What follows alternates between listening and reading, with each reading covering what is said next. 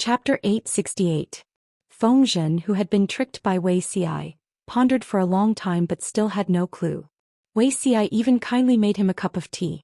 "Thank you," Feng Zhen thanked him as he accepted it. Just as his lips touched the rim of the cup, he suddenly realized that it was not right. He had almost been fooled by Wei Xiao. She looked up and saw Wei Xi's frowning eyebrows. His eyes, which seemed to be painted black, flickered with a dense gloominess. Seeing this, Feng Zhen's heart softened. He swallowed the words that were stuck in his throat and did not continue to make things difficult for Wei Xi. "I'm tired, so I decided to stay in your residence for a while." Feng Zhen's eyes turned as another idea popped into his mind. He said shamelessly, "In the past, you and I used to sleep together and talk through the night about world affairs. Now that I think about it, it's been so long." Wei Xi glanced at him out of the corner of his eye and said, "There are still guest rooms in the residence that are empty." It was not that Wei Xi was stingy, but Feng Zhen's sleeping posture was comparable to Lu Zhang's. He was also someone who slept from the head of the bed to the end. Feng Zhen was small and weak, but he was very thick-skinned. He coaxed and pestered his way to Wei Xi's master bedroom. While Wei Xi was taking a shower, he unrestrained took off his clothes, leaving only his pajamas on, and hurriedly rolled into the bed. Wei Xi was a bit of a neat freak. The bed was regularly washed and changed. Even in this sweaty weather, the bed was still clean and tidy, emitting a fresh and natural fragrance. No matter what, it was much better than Feng Zhen's doghole-like bedroom. By the time Wei Xi washed up and was ready to sleep, Feng Zhen had already fallen asleep with his limbs spread out. His clothes were slightly open and his hair was messy. He was sprawled out, taking up most of the space. The weather was still hot and it was easy to sweat. Feng Zhen did not even take a shower and just rolled onto his bed. Wei Xi thought to himself that when Feng Zhen woke up, he would definitely wash this mattress 3 to 5 times.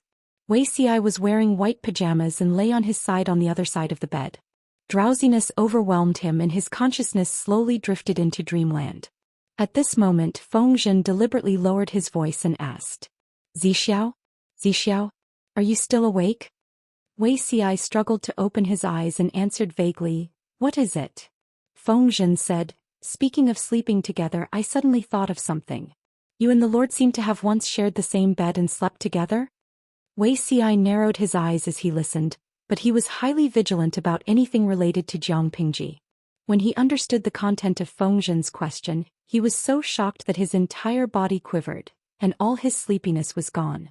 "Feng Zisher, if you don't want to sleep, you should go back to your house earlier." Feng Zhen supported his cheek with one hand and turned sideways to look at Wei Xi. That flawless, jade-like face was now filled with complicated emotions. There was embarrassment and shock as well as the fear of having his secret exposed. It had to be said that this greatly satisfied Feng Zhen's bad taste. "No, I'm not leaving." Feng Zhen shamelessly crawled onto the bed and hugged the pillow with both hands. Suddenly, his fingertips touched a roll of something. He reached out and carefully touched it, taking out the scroll.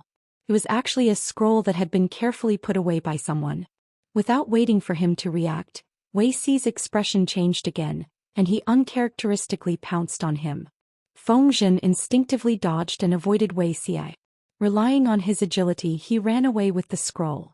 He didn't want to open the scroll, but Wei Xi's reaction was too abnormal. The precious thing on the bedside, could it be the fire-repelling painting that you usually look at for fun?" Feng Zhen escaped quickly and opened the painting quickly. Wei Xi was afraid to take action, so he couldn't catch up to him. "Feng Zisher." Wei Xi was so angry that he took the long sword by the side of the bed and unsheathed it. Feng Zhen was so frightened that his hair stood on end. Was he serious? Feng Zhen quickly glanced at the contents of the painting. When he saw it clearly, he looked at Wei Xi with a strange expression. There was no other reason. The woman in the painting was none other than Jiang Pingji. The woman in the painting was sleeping on a flower. The strokes were exquisite and realistic. It was completely different from the current freehand brushwork. This painting was more realistic. The woman's eyelashes were long and slender. Her eyelids trembled slightly, as if she was about to open her tipsy eyes and reveal a pair of clear, watery eyes. That wasn't all, but the woman in the painting was dressed very boldly. It was completely different from the current conservative creative style. Her sleeves were narrow, revealing 2 snow-white wrists. The hem of her skirt was huge, as gorgeous as a blooming peony. In comparison, the hem of her skirt was a little short. It only covered her calves, revealing 2 slender feet. 2 silver rings with bells hung on her slender ankles.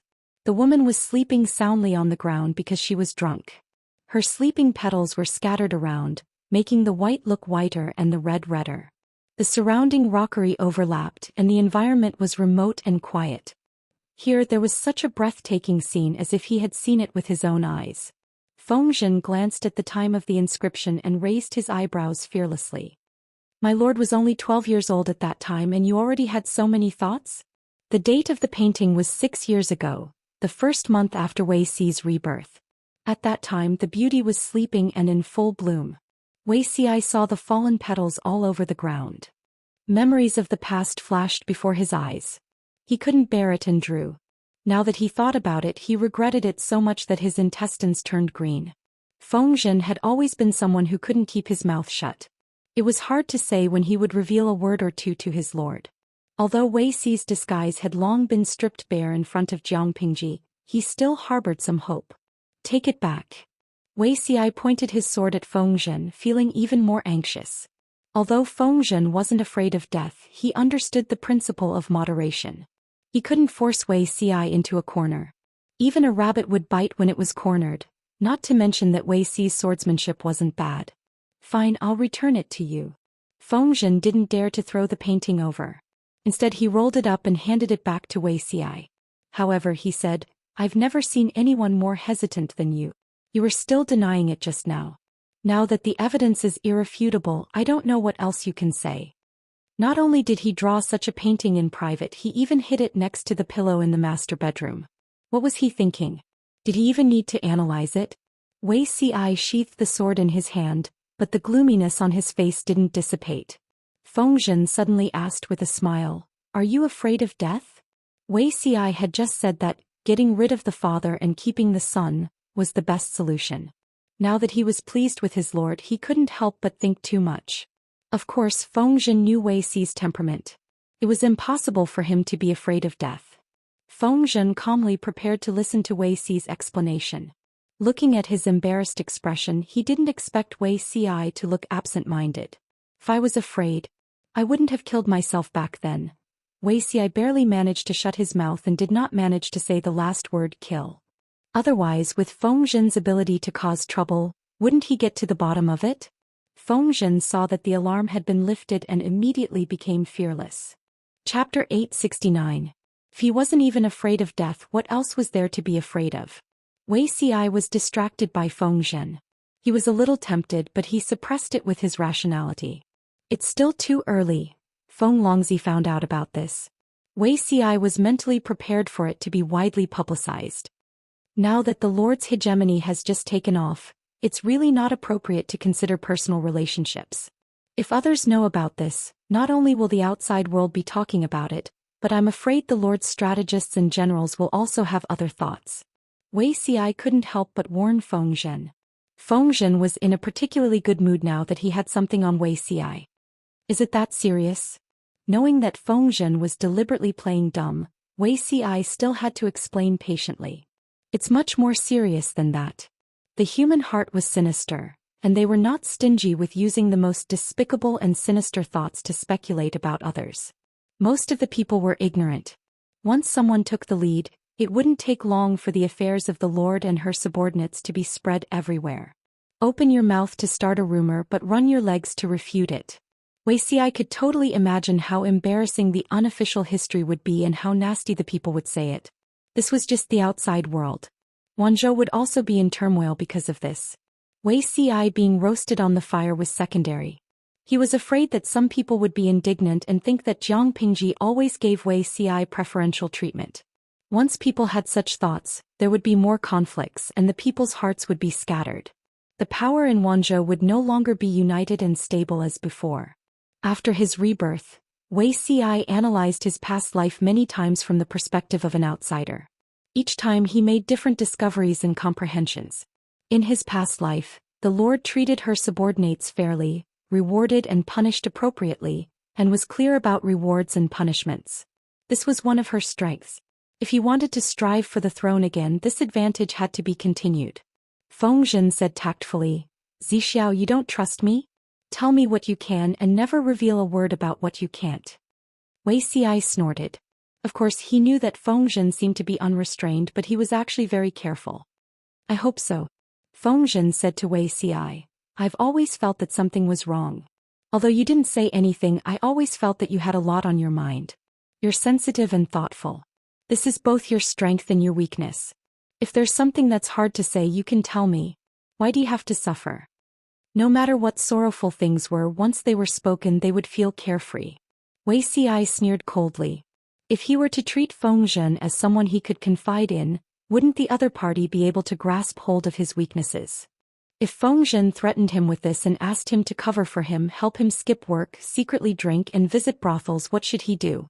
Don't think that Feng wouldn't do something like that. Wei Xi knew very well what kind of unreliable things Feng Longzi had done in his previous life. He bullied Li Yun, Dian Yan and the other generals who were all honest people. He cheated them of their salary to buy wine and often skipped work. His crimes were too numerous to list. Happiness should be enjoyed in time. How can it be delayed? Feng said. When people live to 100 years old, what they seek is to be free and unfettered, to enjoy themselves in the moment. Therefore he could not understand why Wei Xi was so cautious and indecisive, hoping to have the best of both worlds, but in the end he could not get anything good from either end. He who is sensitive and thinks too much will not live long. Perhaps there were more inside stories that he did not know. But from what Feng could see, if Wei Xi continued on like this, he would only hurt himself and others. No, not necessarily hurting others, but definitely hurting oneself. He rolled up the blanket and went to sleep, leaving Wei Xi stunned on the spot with a thoughtful look on his face. On the other side, Li Yun also obediently hired an iceman to hunt a pair of wild geese. The 3 letters and 6 rights were all there. Due to the special circumstances, the whole process only took about half a month. Qing Jing completed the task that Huang Song had given him perfectly. He had quietly returned with a secret letter from Jiang Pingji and did not attend the wedding. Although time was tight, Jiang Pingji did not mistreat Shangguanwan. Everything that needed to be prepared had been prepared for her. It was as if she was marrying her younger sister. Speaking of marrying her younger sister, Jiang Pingji was also experienced. She only cared about the overall situation, and the other details would be taken care of by others. A few days before the wedding, the smile on Li Yun's face never disappeared. Not only did he walk with the wind, but he also floated. However, Shangguanwan was perturbed and restless. She always felt that everything now was beautiful, like an illusory dream. Once this dream was pierced, she would be beaten back to the cruel reality and continue to be a widow who was tortured by others and could not see a future. In the words of the livestream's audience, this was called premarital anxiety. Jiang Pingji was busy with work, so she could only entrust Huijun to help her ease Shangguanwan's worries, so that one would not overthink things. Huijun's thoughts were exquisite and incisive. Every sentence she said hit the nail on Shangguanwan's head, and the knot in her heart was easily resolved. Under the anxious anticipation of the 2 newlyweds, the day of the wedding finally arrived. As the first bachelor in the Wanzhou group to get rid of a single partner, Li Yun was not only handsome and likable, but he was also popular, so basically all the colleagues who could attend were present. Feng Jin's wife, Wei Jingxian, even played the role of a blessed wife and helped Shangguanwan wring her face. Sister Jingxian, I'm a little nervous. Shangguanwan was no longer that immature girl. The last time she got married, she felt that she was not attending a wedding but her own funeral. But today, her little heart was thumping uncontrollably, making her feel helpless and flustered. Today is the wedding, so you can't speak carelessly, Wei Jingxian said with a smile. Forget everything that happened in the past. Shangguanwan was still nervous. She involuntarily clenched her hands under her wide sleeves, leaving shallow fingernail marks on her palms. Li Yun came to fetch the bride on time, and the smile on his face became even more radiant. His life goals were very simple: to take care of his master, marry a wife and have children. Now that he had both, he was naturally beaming with happiness, smiling so widely that only his teeth could be seen. Feng Jin's Chongqing and Feng Zhen's Feng Yi became virgins. Chongqing was still young, so she happily rolled around on the bed in the bridal room a few times. Feng Zhen's only son Feng Yi, on the other hand, kept a straight face and silently sat on the bedding. He stayed for a while symbolically before coming down. Feng Yi was the child of Feng Zhen's deceased wife. His appearance was like Feng Zhen's, but his temperament was like his mother's, extremely reserved. Because he was born prematurely, Feng Yi was slightly weaker than Feng Zhen and rarely appeared in front of others. When the crowd saw Feng Yi, they were so shocked that they forgot how to speak. A guy like Feng Zhen, who had no boundaries, actually gave birth to a serious and refined son. It was a genetic mutation. "Hello, uncles." Feng Yi bowed obediently. At such a young age, he already had the demeanor of a gentleman. "Today is Uncle Hanmei's big day. You don't have to be so formal." Feng Zhen caressed his son's hair and casually dismissed him. He had no choice. With his own son by his side, he couldn't drink to his heart's content. You have to have the demeanor of an elder brother. Don't bully the weak. Feng Yi looked frail, but his demeanor was excellent. He really lived up to the name Feng Zhen had given him. The crowd was dumbfounded. They thought that a prodigal son like Feng Zhen would give birth to a son who was extremely daring and dared to dance on his grave. But what happened? Good bamboo shoots come from evil bamboo. Feng Zhen's face immediately darkened. Who was he calling an evil bamboo? Wanzhou was extraordinarily lively, but elsewhere the atmosphere was extremely solemn. You don't like it? Lushi held a letter in his hand. It had been sent urgently by someone from Jiangpingji half a month ago. In front of him knelt a handsome young man of about 13 or 14 years old. His facial features were somewhat similar to Jiangpingji's. Your son wouldn't dare. That's good, Lushi said. He picked up his pen and wrote a word at the end of the letter. Chapter 870. Today was Han Mei's wedding day. Jiangpingji released a notice a few days in advance. The viewers on the red bullet screen were already rubbing their palms and rubbing their hands. They displayed the super fast hand speed that they had gained from being single for more than 20 years.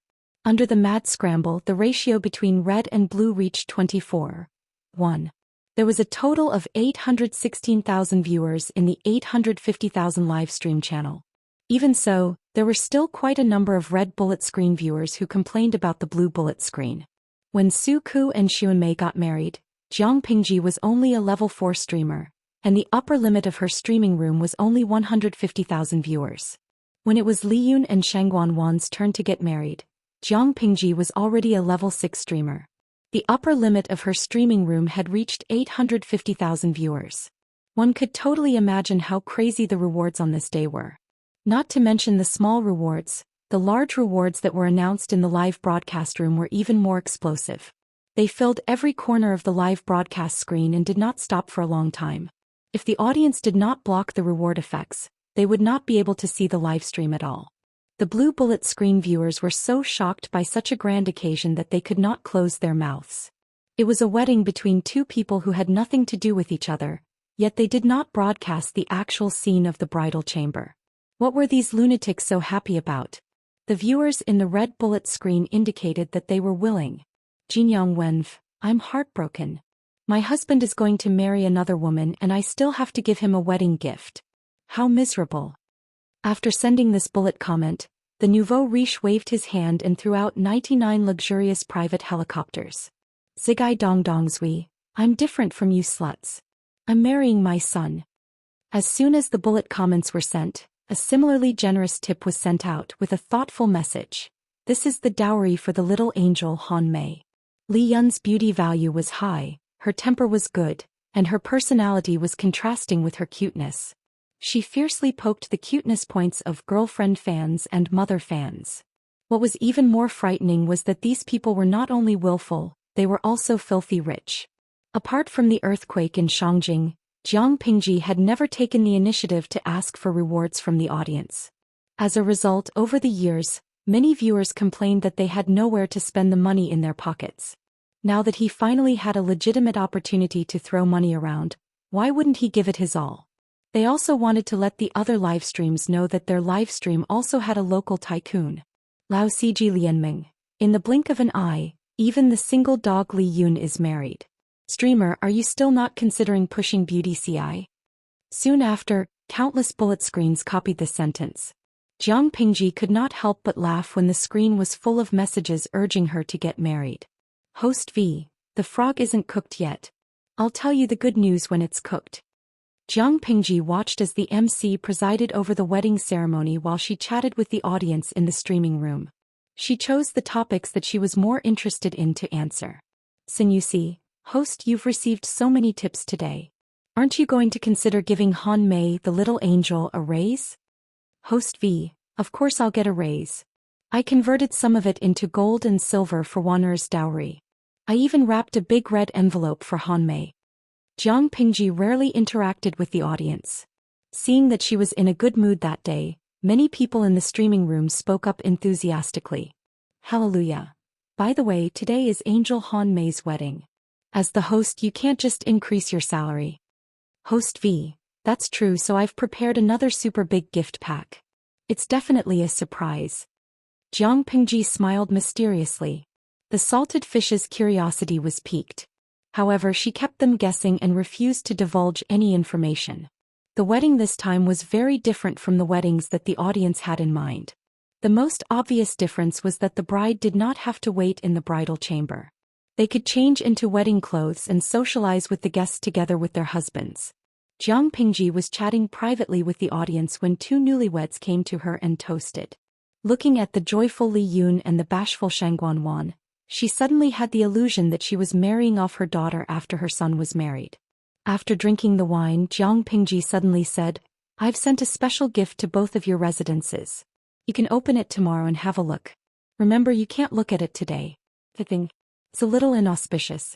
I'm afraid it'll spoil your happiness. Li Yun and Shangguan Wan were puzzled, but Jiang Pingji had specifically instructed them not to deliberately disobey. Because Li Yun's alcohol tolerance was not very good, his colleagues did not make things too difficult for him. At least he could stagger into the bridal chamber and not pass out drunk, leaving the bride to guard the bridal chamber alone. Shangguan Wan and the maidservant supported Li Yun to the bridal chamber. Chongqing, who was fooling around at the side, saw it and wanted to join in on the fun with her short legs. A gentleman should not look at indecent things. Feng Yi laboriously carried her back and placed her beside Qiguan Rang's daughter. Although Chongqing was not young, her weight was not light. In just a few steps, Feng Yi was so tired that he was panting slightly. Why? Feng Yi said matter-of-factly, because I'm a gentleman. Compared to the lively and active Chongqing, Qiguan Rang's daughter was much quieter. She did not like to speak and was a little shy. What is a gentleman? Chongqing could speak coherently now, but her pronunciation was not very clear. Not doing things that should not be done. Feng Yi lifted his eyelids slightly and glanced at Chongqing's plump and fleshy face. He wanted to pinch it, but he restrained himself. Feng Zhen, who was standing at the side, could tell what his son was thinking. He pinched Chongqing's cheeks in front of his son, causing Feng Yi to widen his eyes. There was some rebuke in his eyes. Take good care of the two little sisters. Feng Zhen was satisfied to see the change in his son's expression. It was much livelier than before. Wei Xi saw the interaction between the father and son and shook his head in amusement. After laughing, there was some worry in the bottom of his eyes. If he remembered correctly, Feng Zhen's only son, Feng Yi, died before he was 10. Speaking of the reason for Feng Yi's premature death, it was rather sad. At that time, Feng Zhen was already in his 30s.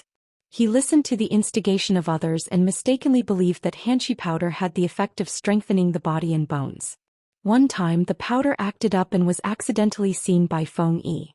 Feng Yi was young and did not understand. He thought that Feng Zhen was seriously ill and was at death's door.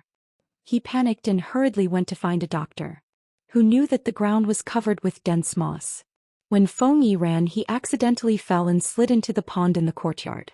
Feng Yi was a premature baby and his physique was much weaker than his father's. It was still early spring then. The cold wind blew and the pond water was bone-chilling. Feng Yi suddenly fell into the water and naturally fell sick. The illness went deep into his lungs. In less than 2 days he died prematurely. Now Feng Zhen had already quit using hanshi powder. Maybe Feng Yi could grow up smoothly? However, if Feng Yi grew up smoothly, would Feng Zhen still have the idea of remarrying and giving birth to Feng Yu with the second wife? Without Feng Yu, wouldn't there be one less trustworthy person to assist Jiang Yan? Speaking of which, Feng Yu could be considered his son-in-law in his previous life. Perhaps he had too much to drink. Wei Xi muttered something. It was coincidentally heard by Feng Zhen, who had sharp ears. What Feng Yu? Wei Xi was already 80 to 90% drunk. He said, "Don't let your Feng Yu harm my Yen." Feng Zhen laughed. "Who is Feng Yu? Who is Yen?" Wei Xi said, "Your son, my daughter." Feng Zhen. Chapter 871. Tiske. Daydreaming isn't considered a skill. If you're really capable, you should express your feelings to the Lord. Feng Zhen shook his head and pushed the drunk Wei Xi to the side, continuing to drink with the others. On the other side, the newlyweds in the bridal room were so nervous that their palms were sweating. The two of them drank the nuptial wine, not daring to look at each other for a long time, as if one more look would set them on fire. Shang Wanwan stammered to find a topic, suddenly remembering Jiang Pingji's mysterious gift. Li Yun's mind was filled with thoughts of his sweetheart. How would he have the time to be curious about the guest's gift? Wanwan, it's getting late, why don't we rest early? Every minute of the night was worth 1,000 pieces of gold. It couldn't be wasted. Her voice was like the buzz of a mosquito, as light as a swan feather, but it was heavenly music to Li Yun's ears. He couldn't help but carry her in his arms. Not long after, unbearable panting could be heard in the dimly lit bridal room. The next day the bride served tea.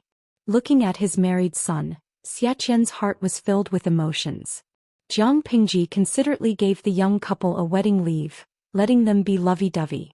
Shang Wanwan was still thinking about the mysterious gift Jiang Pingji mentioned, and Li Yun was happy to open the gift with her. Is this the gift from Lanting? Shang Wanwan looked at the square box in front of her. It was the size of 2 men's palms. Look at the stick on it, this should be the gift the Lord mentioned. Open it and take a look. Li Yun smiled as he opened the gift. When he opened the box and saw what was inside, the two newlyweds turned pale. Shang Wanwan was so shocked that she took half a step back. There was nothing else in the box, only an urn made of cinerary ash. A newlywed's giving an urn? This is definitely not Lanting's doing. Shang Wanwan snapped out of her trance and said firmly, "Who packed the gift yesterday?" Someone must have changed Brother Lanting's gift to create a rift between Han Mei and the Lord. Li Yun's joy faded slightly. He hesitated for a moment, then lifted his hand to open the urn's lid. It was filled with white powder. He moved closer to smell it. It was indeed human ashes and not powder of similar color. Who was so evil? Han Mei, there's a note here. The paper was made of high-quality Xian paper. Most of the improved paper was supplied to Qing Cheng's bookstore, and the rest was supplied to the district headquarters. Li Yun was reminded by Shang Wanwan. He raised his hand to stop his newlywed wife from touching the unlucky ashes of a stranger. He stretched out 2 fingers, picked up the slip of paper and slowly unfolded it. This is Lanting's handwriting. Shang Wanwan worked as a clerk in the district headquarters, so she was very familiar with Jiang Pingji's handwriting. She read out the words on the note. This is the ashes of the evildoer from Zhongzhou who killed Han Mei's mother. Today I present it to congratulate you on your wedding. Shang Wanwan was taken aback. She looked up at Li Yun. His young and handsome face was full of forbearance and restraint, only his eyes were slightly red. Han Mei. As if awakened from a dream, Li Yun hurriedly covered the urn and carried it to look for Xiaqian. Xiaqian was still in a daze in the main hall, reminiscing about his late wife. If it weren't for that evildoer's possession, perhaps today his deceased wife would also be able to drink the tea served by the new bride. Just as he was feeling sad, his mischievous child ran over in a hurry, carrying a urn of ashes. Xiaqian's expression was unbearable. This mischievous child of all things, was he playing with an urn of ashes? Who did he want to curse to die? Before Xiaqian could react, Li Yun carried the urn of ashes and knelt down in front of him. What is this?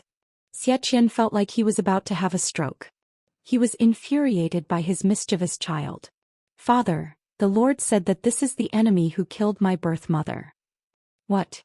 Xiaqian couldn't react for a moment. His expression changed, but his brain couldn't react at all. Suddenly, Xiaqian thought of the Yinyang jade pendant that Jiang Pingji had borrowed for 2 days. He didn't know what to feel. He hoped that the ashes belonged to that evildoer, but he was also suspicious of the truth. Xiaqian couldn't be blamed for his suspicions. No matter who it was, everyone would have their suspicions.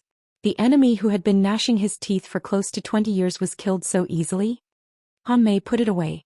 Father wants to go and ask about it. If it's true, your mother's spirit in heaven can rest in peace. Li Yun nodded heavily. Xiaqian hurriedly went to look for Jiang Pingji. She seemed to be prepared and wasn't surprised by his arrival. That evildoer was really executed? Xiaqian couldn't believe it. The hatred that had been in his heart for so many years was easily resolved. Jiang Pingji said, "Of course it's true. I'll tell you about that evildoer's appearance and characteristics, then you'll know if it's true or not." She had a very good memory. Not to mention people she had met several times, even if she had only seen them once, she could still describe the person's appearance and characteristics. Xiaqian became more agitated as he listened. In the end he fell to the ground and burst into tears, unable to control himself. Jiang Pingji waited for Xiaqian's emotions to calm down, then said hesitantly, "There's something that's hard to say." Xiaqian's eyes were red. He gritted his teeth and said, "Magistrate Lu, please say it. If there's anything I can help with, Xia Shaohe is willing to go through water and tread on fire for you. It's not a big deal. It's just that this jade pendant is of some use to me. I wonder if you're willing to part with it." Previously she said she would borrow it for 2 days, but she shamelessly borrowed it for half a month. Luckily Xiaqian didn't ask for it from her.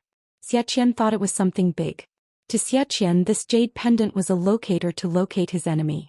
Now that his enemy had been reduced to ashes, the yin-yang jade pendant had no other use for him.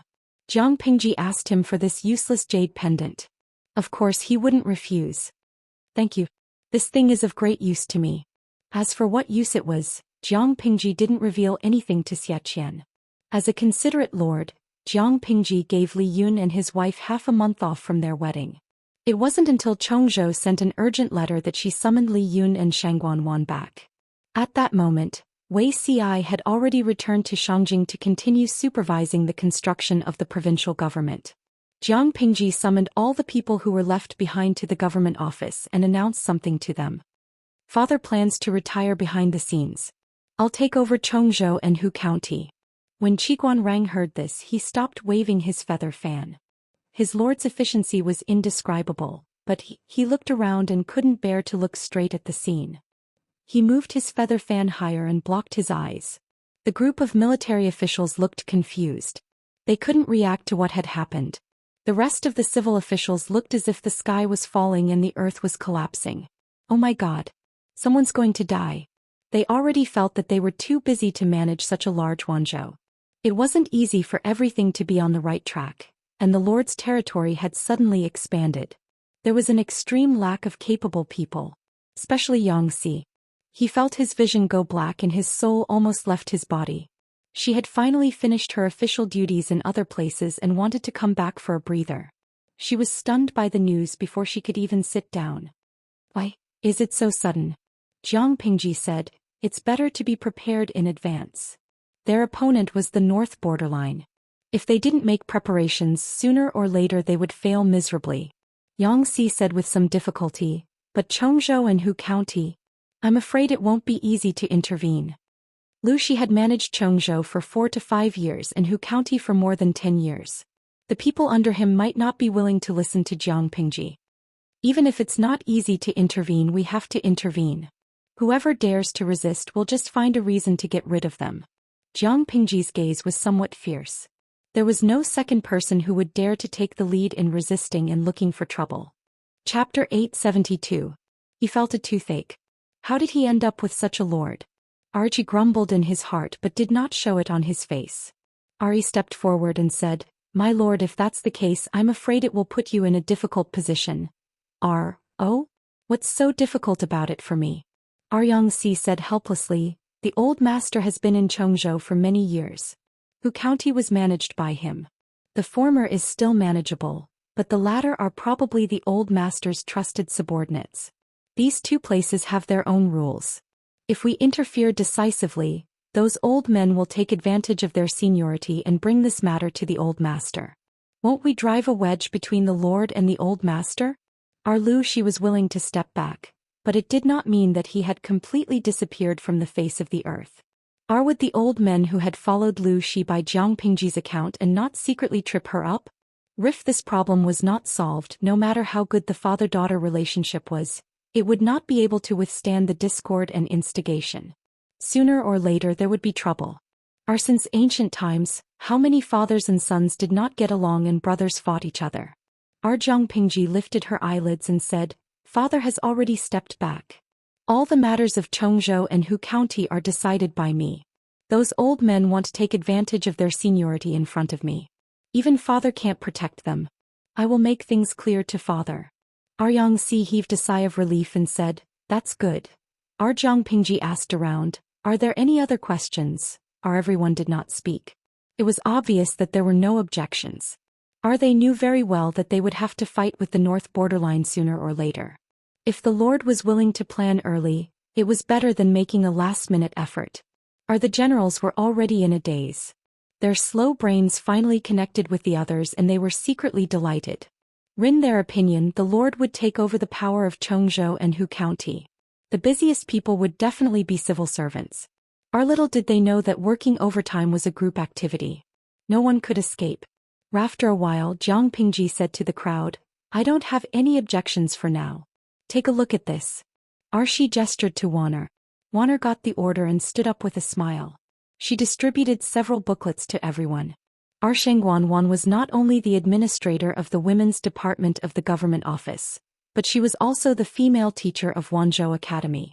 Ever since Xiaqian had fled from Zhongzhou to Wanzhou with Zhou Xian, Zhang Pingji had abducted this great scholar of Zhongzhou to enlighten the students of the academy. In order to take over Shengguan's teaching job, she selected someone from the women's department of the government office and asked her to teach the female students of the academy. After the divorce, not only did Li Yun return to work, even Shengguan returned to the government office and became Zhang Pingji's assistant. Li Yun anxiously watched as his wife walked in front of him and handed him a booklet bound with fine thread. He reached out to take it and secretly stroked Shengguan's delicate and soft hand with his fingers. His heart fluttered, but unfortunately he was woken up by her slap. "You're not serious?" Shengguan muttered softly. Li Yun felt wronged. Ignoring this interlude, Shengguan distributed everyone's booklets, then returned to her original position and sat up straight. He tilted his head and asked Li Yun, "Han Mei, what's written here?" Everyone's level of education was different, but Dian Yan was completely illiterate. Li Yun looked at Dian Yan's booklet, then looked at his own booklet. Strangely, he found that the contents of the booklets were exactly the same. The so-called exactly the same was not only the content of the words, but even the size, shape, and horizontal and vertical strokes of each word were the same. Even he noticed this problem, not to mention the other meticulous strategists.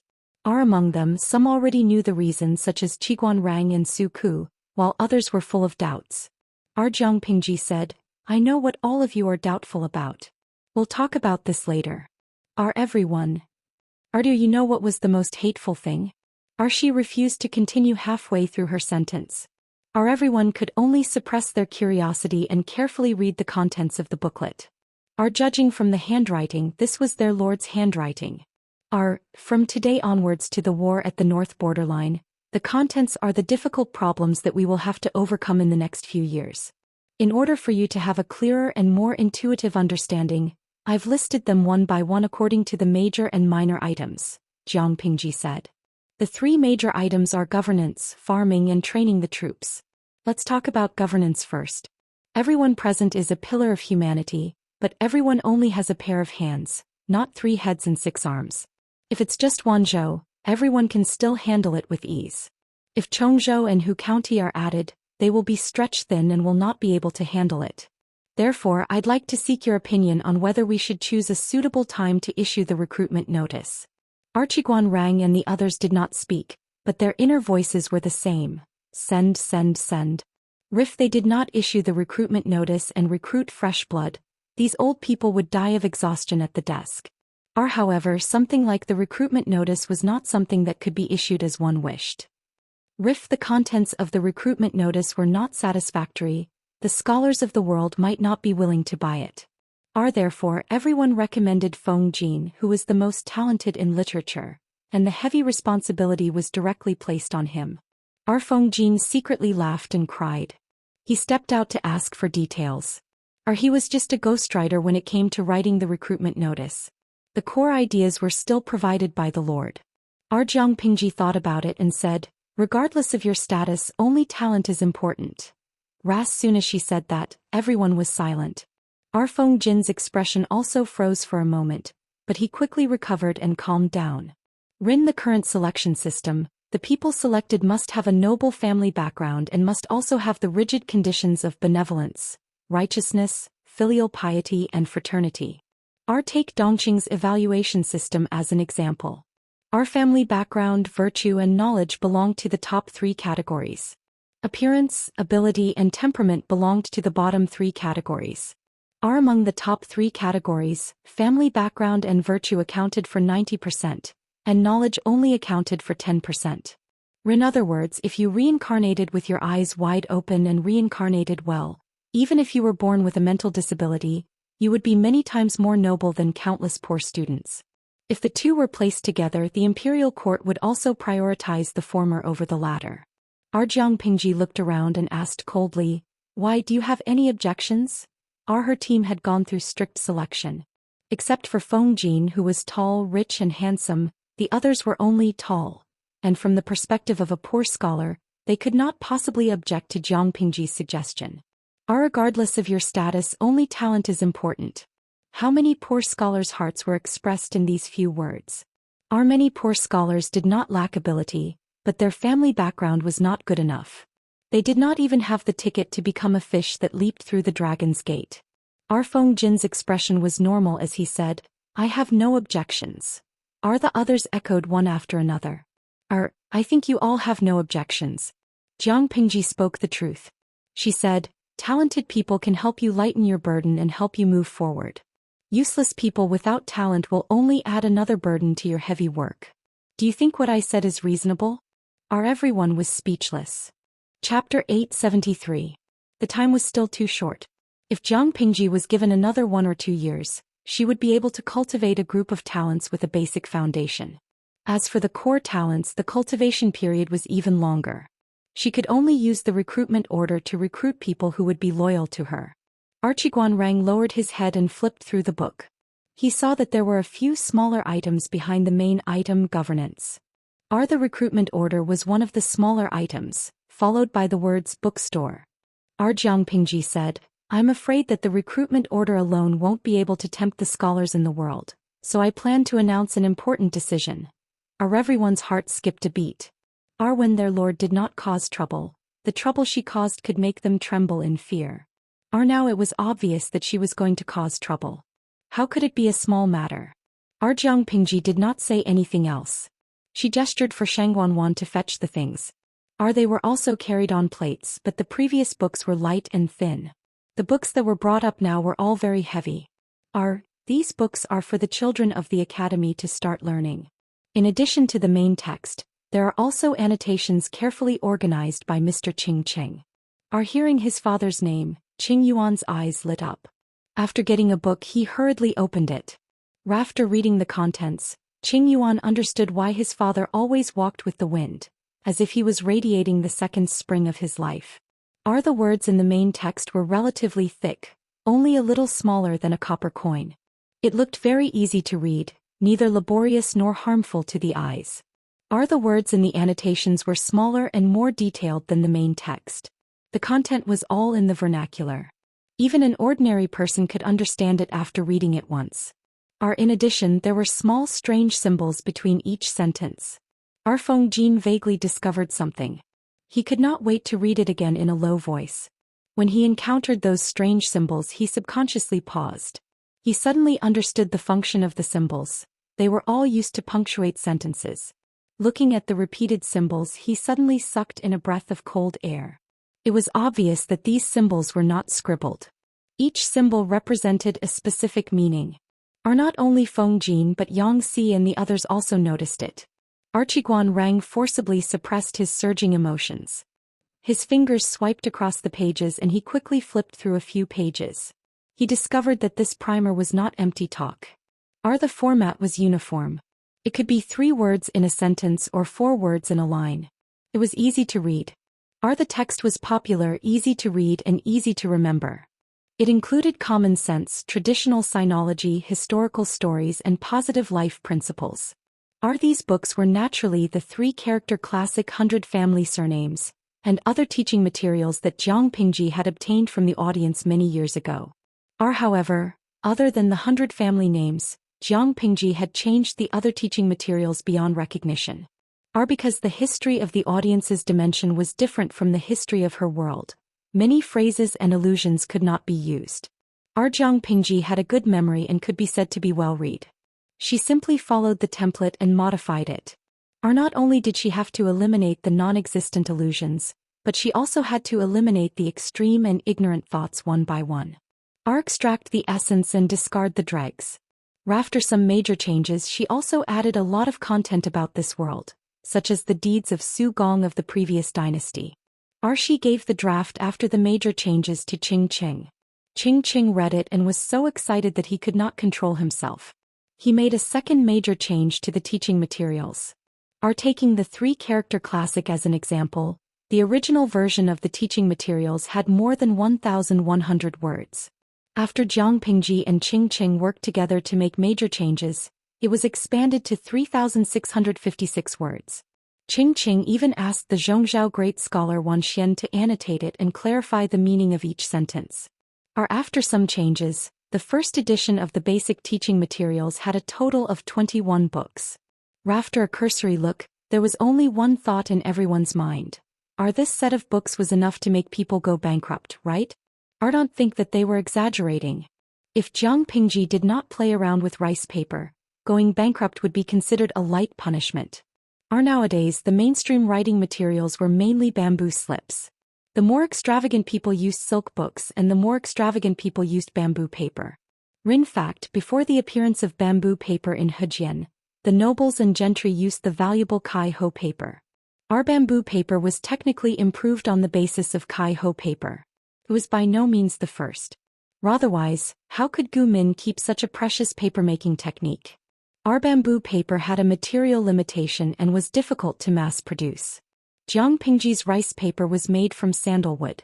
The rice paper produced was better than what the audience had imagined. As for sandalwood, it had a strong vitality and a short growth cycle. After the sapling was planted, it could be used as raw material for rice paper in 2 or 3 years. Chongzhou was full of sandalwood. This was one of the reasons why Jiang Pingji asked Lu Shi to go to Chongzhou. In other words, the value of this set of books was far less than what everyone had imagined. After everyone had roughly looked through it, Jiang Pingji said, "This set of books will be the teaching materials for the Academy's students to use in the future."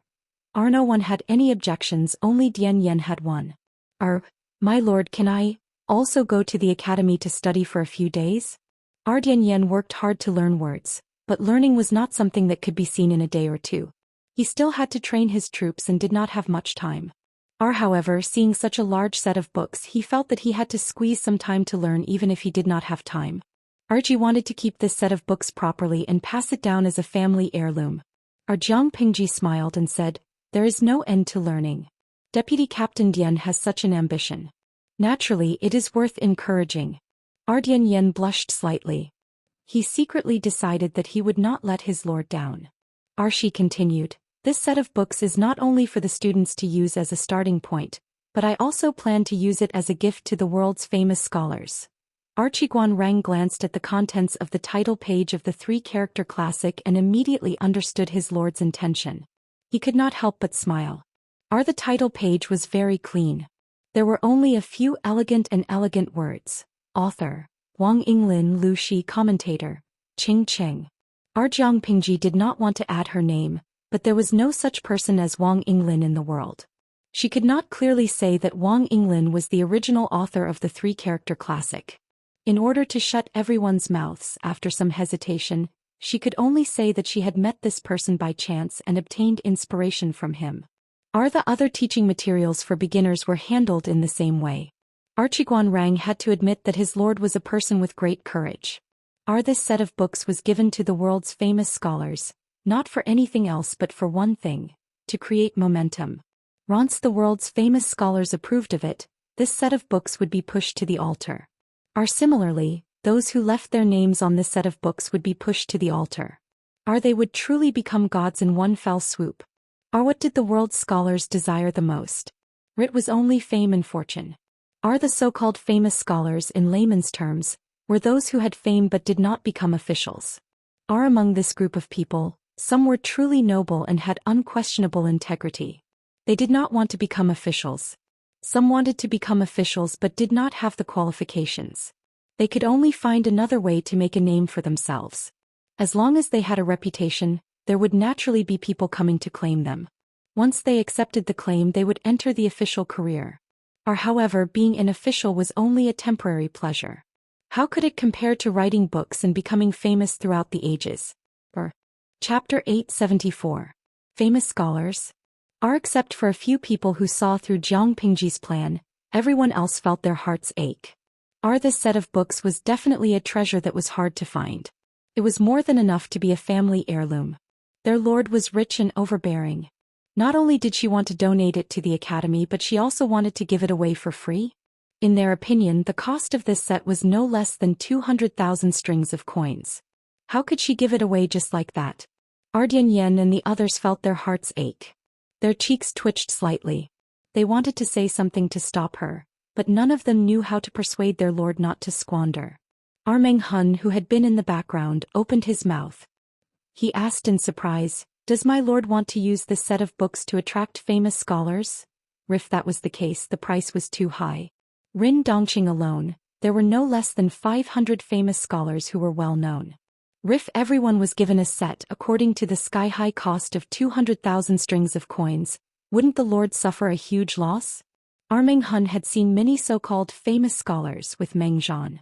In his opinion, most of these people were embroidered pillows. They looked good but were useless. They had nothing to do all day. They gathered together to sing praises, grieve for the coming of spring, and pretend to be coy. They obviously wanted to be an official, but they pretended to be aloof and arrogant. To be honest, they were not good at other things, but they were eloquent and good at gossiping. Artio put it bluntly, many of these famous scholars were more like celebrities. Their ability to get things done left people in the dust. However, did the lord need such embroidered pillows? Jiang Pingji laughed and said, "It's just a set of books. How can it attract all the famous scholars in the world? This is just a stepping stone." In Jiang Pingji's opinion, the group of famous scholars was a publicity platform. This set of rudimentary books was in their hands. Through their mouths, it would spread at the fastest speed. However, this was only the first step of Jiang Pingji's plan. Just a stepping stone? Meng Hun's heart trembled. Of course. Famous people have their own pride. Ordinary things can't move them. Jiang Pingji smiled maliciously and said, "We don't need to spend a lot of money. We just need to send them these beginners' textbooks. Smart people will know what to do." Everyone was speechless. This set of teaching materials were all made from the incomparably precious fine Xian paper. There were 21 books in a set, which was far more expensive than gold and silver. Not only was his master a prodigal, but she was also not very good at arithmetic. The generals were heartbroken. Only a few civil officials remained unmoved. Qiguan Rang smiled and said, "My lord is right. If this primer could be put into practice, it would be able to teach all the students in the world, and they could be called the teachers of the world. Not only will his name spread far and wide, his name will also be immortalized for generations to come." Archie purposely emphasized the last sentence. After the general heard this, he vaguely understood and his complexion became much better. From ancient times till now, only Kong Xing could be called a teacher of all ages. From then on, all scholars set this as their highest goal in life. But who succeeded? Revan, the world-famous teacher, Master Yuanjing, who taught many students and whose literary names spread throughout the 5 countries, was still not qualified. If this set of beginners' textbooks could be truly perfected and enlighten the people, those who left their names in it were destined to be immortalized for generations to come. Smart people could see the great wealth hidden in it, but stupid people would think it was just children's books. Jiang Pingji gave this set of books to the scholars not only to advertise herself, but also to tell them that there was a cake in Wanzhou. This is only the first step. We need to attract talented scholars of virtue and prestige to come and compile the teaching materials together. Jiang Pingji smiled and said, "I have a second step here. Which scholar in the world doesn't want to write books? It's just that they don't have the means to do so. How many precious manuscripts have been lost? I have an idea. When we send out the teaching materials, we will announce to the world that we are willing to open the bookstore to publish books for scholars. There will be 20 copies of each book. As a reward for publishing the books, the bookstore will keep 10 copies of the samples. If you don't want to keep the samples, you can only pay for it yourself. This idea could be said to be bold. As soon as she said this, the civil officials who were originally calm could not stay calm. This was not something else, it was publishing a book. Which scholar in the world didn't want their ideas and crystallization to be passed down to future generations? If beginners' textbooks could attract famous scholars to join, then writing books could attract the hearts of countless knowledgeable scholars from poor families. At a time when the aristocratic families monopolized the market, the cake that Jiang Pingji threw out was too attractive. It would definitely make countless scholars fight to the death for it. Even though Feng Jin and the others were mentally prepared, when they heard Jiang Pingji's words, their hearts still could not help but beat wildly. Everyone said, "My lord is very kind." Feng Jin's reaction was still considered calm, but Su Ku Yangxi and the others' eyes were dark red and bloodshot. Wrongly they knew the pain of the scholars from poor families. The aristocratic families monopolized knowledge and education, thus monopolizing the official positions and power in the court. Why did people always say, "It is difficult for a poor family to produce a noble son"? Was it because the children from poor families were all mentally retarded? Not true. The children from poor families wanted to study, but they could not even find a book. How could the illiterate be a match for the noble son who was well-read? Jiang Pingji's move was undoubtedly carrying a mace and giving a blow to the aristocratic families. Why were the aristocratic families so powerful? It was because they held the most important knowledge in their hands. Every aristocratic family had countless precious books and books. They were born with conditions that ordinary people could not have. After many years of development, the aristocratic families had disciples and officials all over the world. Their power was deeply rooted, and they were united by blood relatives, cutting off the path of advancement for the scholars from poor families. If the sons of concubines from poor families wanted to stand out, they often had to rely on the aristocratic families, be humble and endure humiliation. Ardio put it bluntly, it was a distorted and deformed hierarchy of power. If there was any wealth in the world that was shared by the whole world, it was undoubtedly the written word. Jiang Pingji knew that her actions would cause a lot of resistance.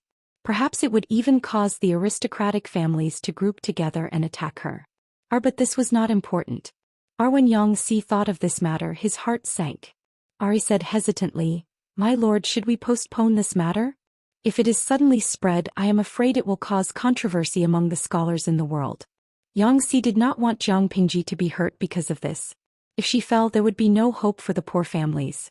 Jiang Pingji sneered and said, "Then let them talk. A dog that bites doesn't bark, and a dog that barks doesn't bite. Your lord is rich. I am willing to be a sucker and publish books for others. Why should they be jealous? I have discussed this matter with Mr. Qing many times and have already set a general plan. In addition to the first two steps, I have a third step, which is to set up a book club that is free and open to the public." Chapter 875. After careful discussion with Mr. Qing, I plan to open the library to the public so that all scholars can enter. Jiang Pingji said this because there was a similar library in the previous dynasty called the Golden Scale Library. The Golden Scale Library was proposed by Prime Minister Huang Fuxiu of the previous dynasty. Its original purpose was to benefit the scholars of poor families. However, since Prime Minister Huang Fu's death and his body was dismembered and cooked, the Golden Scale Library became a place that only the nobles were qualified to enter. Jiang Pingji now proposed to build a library similar to the Golden Scale Library. Presumably, all the scholars of poor families in the world would respond. Previously I said that I would help people write books. With the consent of the people involved, the samples they leave behind will also be added to the library. We can specially open such a place for people to communicate and discuss. Jiang Pingji was sure that if these three things were done well, Wanzhou would become the holy land in the hearts of the scholars of the world. When that time came, she would slowly choose and not worry about not having enough talents. After saying this, Jiang Pingji began to select people. Archiguan Rang and Feng Zhen went to Chongzhou. Yangxi went to Hu County. Su Ku and Feng Jin stayed behind to manage Wanzhou. Lu Shi agreed to retreat behind the scenes and give all power to Jiang Pingji, but whether she could completely conquer Chongzhou would depend on her ability. Archiguan Rang was from Chongzhou. He was very familiar with the situation there. Feng Jin looked unreliable, but in fact he was very scheming. When the two of them worked together, it would be difficult for others to take advantage of them. The local nobles in Hu County had been beaten by Lu Shi, so it was relatively easy to conquer. Yangxi could handle it alone. Su Ku and Feng Jin had a tacit understanding. Jiang Pingji was very relieved to let them stay in the base camp. After talking about management, let's talk about stationing the fields. Since ancient times before the troops and horses moved, provisions and fodder came first. With sufficient provisions and fodder, there would be confidence in fighting a war. Jiang Pingji said, stationing the fields has begun to show results. Before Zixia went to Shangjing, he gave me many suggestions. I think it is feasible. I plan to open up a wasteland of fertile farmland in Chongzhou and station troops there on a large scale. In this way, not only will we be able to relieve the pressure on our supplies, but we will also be able to shorten the length of our supply lines. Archiguan Rang and Feng Jin had already heard Wei Ci talk about the matter of Chongzhou's farming. Naturally, they had no objections. The others secretly calculated and agreed with this proposal. If they didn't farm, they wouldn't have been able to raise such a large army. After many rounds of recruitment, Wanzhou now had 60,000 soldiers and horses, and the size of the female battalion had also expanded to 7,000. This was the result of Jiang Pingji deliberately raising the bar. If they did not reject anyone, their military strength could reach more than 100,000. Within the borders of Dongqing, Jiang Pingji was the undisputed ruler of the north. Li Yun asked, is there any ownerless wasteland in Chongzhou that can be cultivated? Because of excessive land annexation, a lot of land is private property of the wealthy families. This time the scale of the farm should be quite large. If there isn't enough land, I'm afraid it won't work. Jiang Pingji smirked. We'll talk about it when the time comes. The location of the field can only be decided after a field inspection. If the local tyrants were smart, she didn't mind a win-win cooperation. If they were not sensible, she could only seize the field by force. Originally, Wei Ci was in charge of it. However, Wei Ci had already gone to Shangjing to supervise the construction of the provincial government. Now he was divided and unable to do anything. Jiang Pingji thought about it and named Li Yun. She asked him to take on the role of Chongzhou's military officer of agriculture and specifically deal with this matter. Li Yun Kai happily agreed. There were only so many details about the field. Jiang Pingji changed the topic to training soldiers. When it came to training soldiers, the group of generals seemed to have been injected with chicken blood. One by one they were full of energy. Jiang Pingji asked them about the progress of the training of new recruits one by one and received satisfactory responses. In 5 years at the latest, we will go to war with the northern borderline. Jiang Pingji started talking. The generals couldn't help but perk up their ears and listen attentively. They were afraid of missing a word. I think everyone is clear about the strength of the northern borderline's cavalry. They move quickly and deploy their troops flexibly, but they also have obvious disadvantages. I intend to take advantage of this disadvantage and specially train the army to restrain the cavalry. I have proposed this before, but the scale of the training is too small and the results are not great. Now we will really implement this and officially divide the army. The northern borderline relies too much on the cavalry. The army is very monotonous. Their speed is indeed very fast, but they are not invincible. They also have fatal weaknesses. First, their defense is not strong. Second, the army is too monotonous. Once they encounter a specialized army, there is almost no way to turn the situation around. Jiang Pingji intends to officially divide the army into different types and increase the diversity of the army. This will also allow more flexible deployment and command on the battlefield. In order to restrain the cavalry, Jiang Pingji came up with a lot of targeted plans. There are military formations, army types, defensive equipment, and more insidious traps. Everyone turned the page of the booklet in their hands. Suddenly they felt a chill down their backs. There was only one thought in their minds: how difficult is it for our lord to get along with the cavalry? Looking at the content written by Jiang Pingji, They thought about it a little and couldn't help but break out in a cold sweat for the northern borderline cavalry. First, let's talk about military formations. The booklet drew a simple fish scale formation. The heavy infantry were to hold shields and spears and form a square formation similar to fish scales. Jiang Pingji had led more than 100 soldiers to sneak into Jumen Pass and break out of the encirclement. The military formation they used could be regarded as a small fish scale formation. However, the northern borderline cavalry is mostly light cavalry in cloth clothes or rattan armor. They are very mobile. If the enemy is not surrounded, this kind of fish scale formation is not very effective. Then there is the spear formation that everyone is more familiar with. The advantages of the spear formation are obvious, but so are its weaknesses. However, Jiang Pingji previously proposed to divide the army types and let the different types cooperate to make up for each other's shortcomings. This way the spear formation is not without merit. Speaking of military formations, there are also ferocious crossbowmen. They use the improved crossbows that Jiang Pingji has improved several times before. Jiang Pingji's original troops all used the improved crossbows. Over the years she has developed many ways to cooperate in battle. It is quite effective. In addition to the improved crossbows, the army also has the ballista. It has a long range, great power and high lethality. It can cause great damage to the charging northern borderline cavalry. In addition to these there are other gadgets, such as the barricade spear and the iron caltrops. The barricade spear can be arranged in front of the army to block the charging horses and prevent the cavalry from charging. The iron caltrops have 4 sides. No matter how you look at them, there will be one side facing up. They are sprinkled on the enemy's charging path and slightly covered with grass and trees. If a horse steps on them, the iron caltrops will pierce into the horse's hooves, almost crippling the horse. In the booklet they also saw 2 new weapons with new designs. One is shaped like a sickle, specially used to cut the horse's legs. The other is thick and mighty, named Zamadeo. Jiang Pingji intends to train special forces, about 5,000 of them, to fight against the northern borderline's war horses. Compared to the ability to fight on horseback, the northern borderline cavalry is not good at fighting on foot.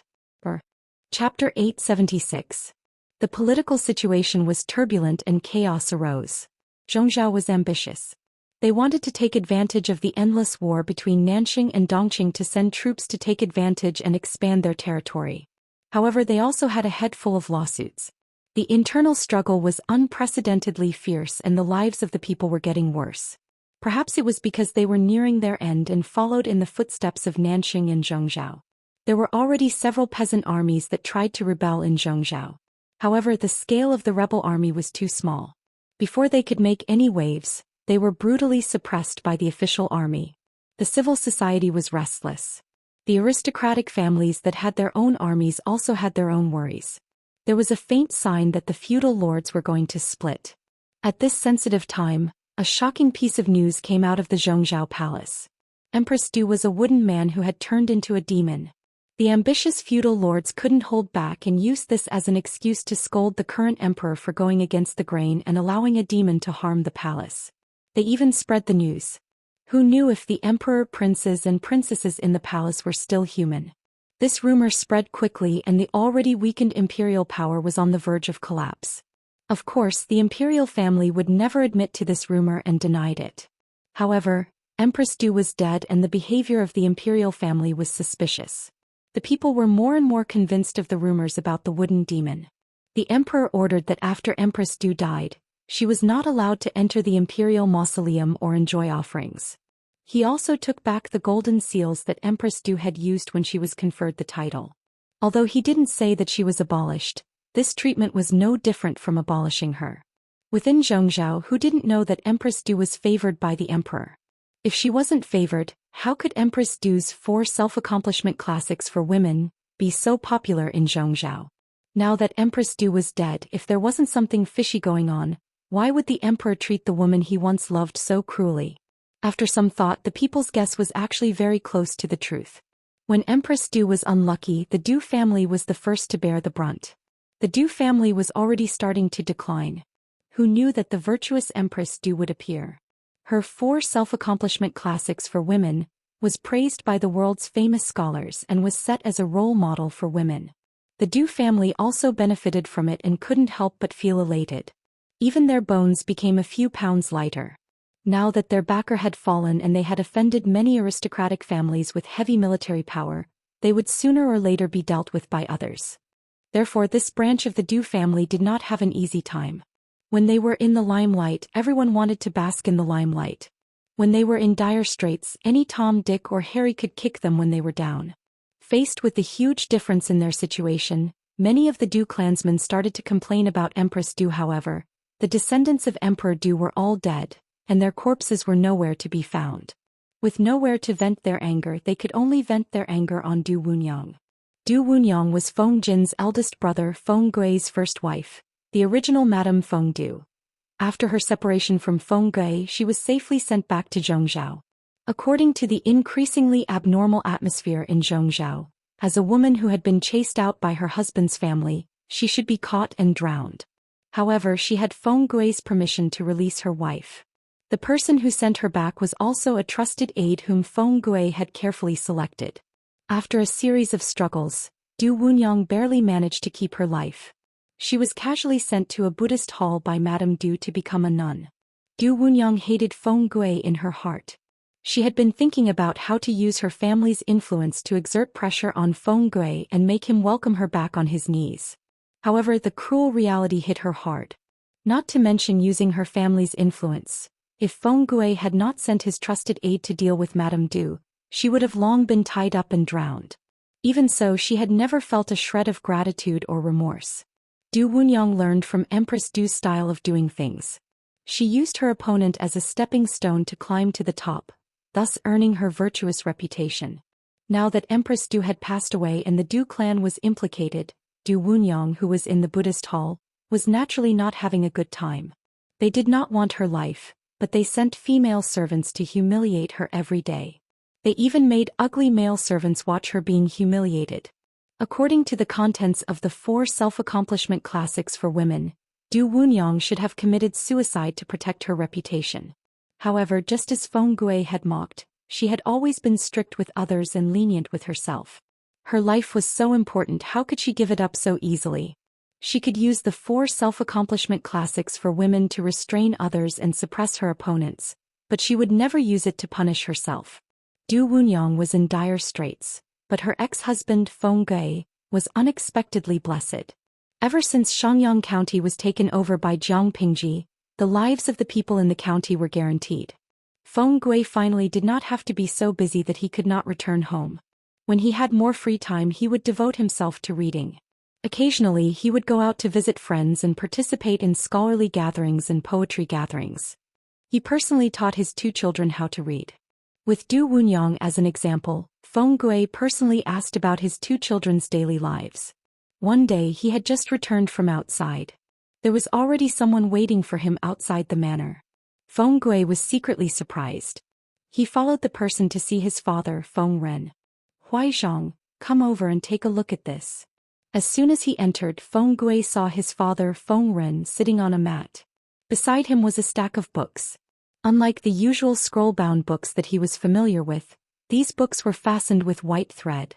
"Father, this is?" Feng Gui walked forward and picked up one of the books. It felt smooth and cold to the touch.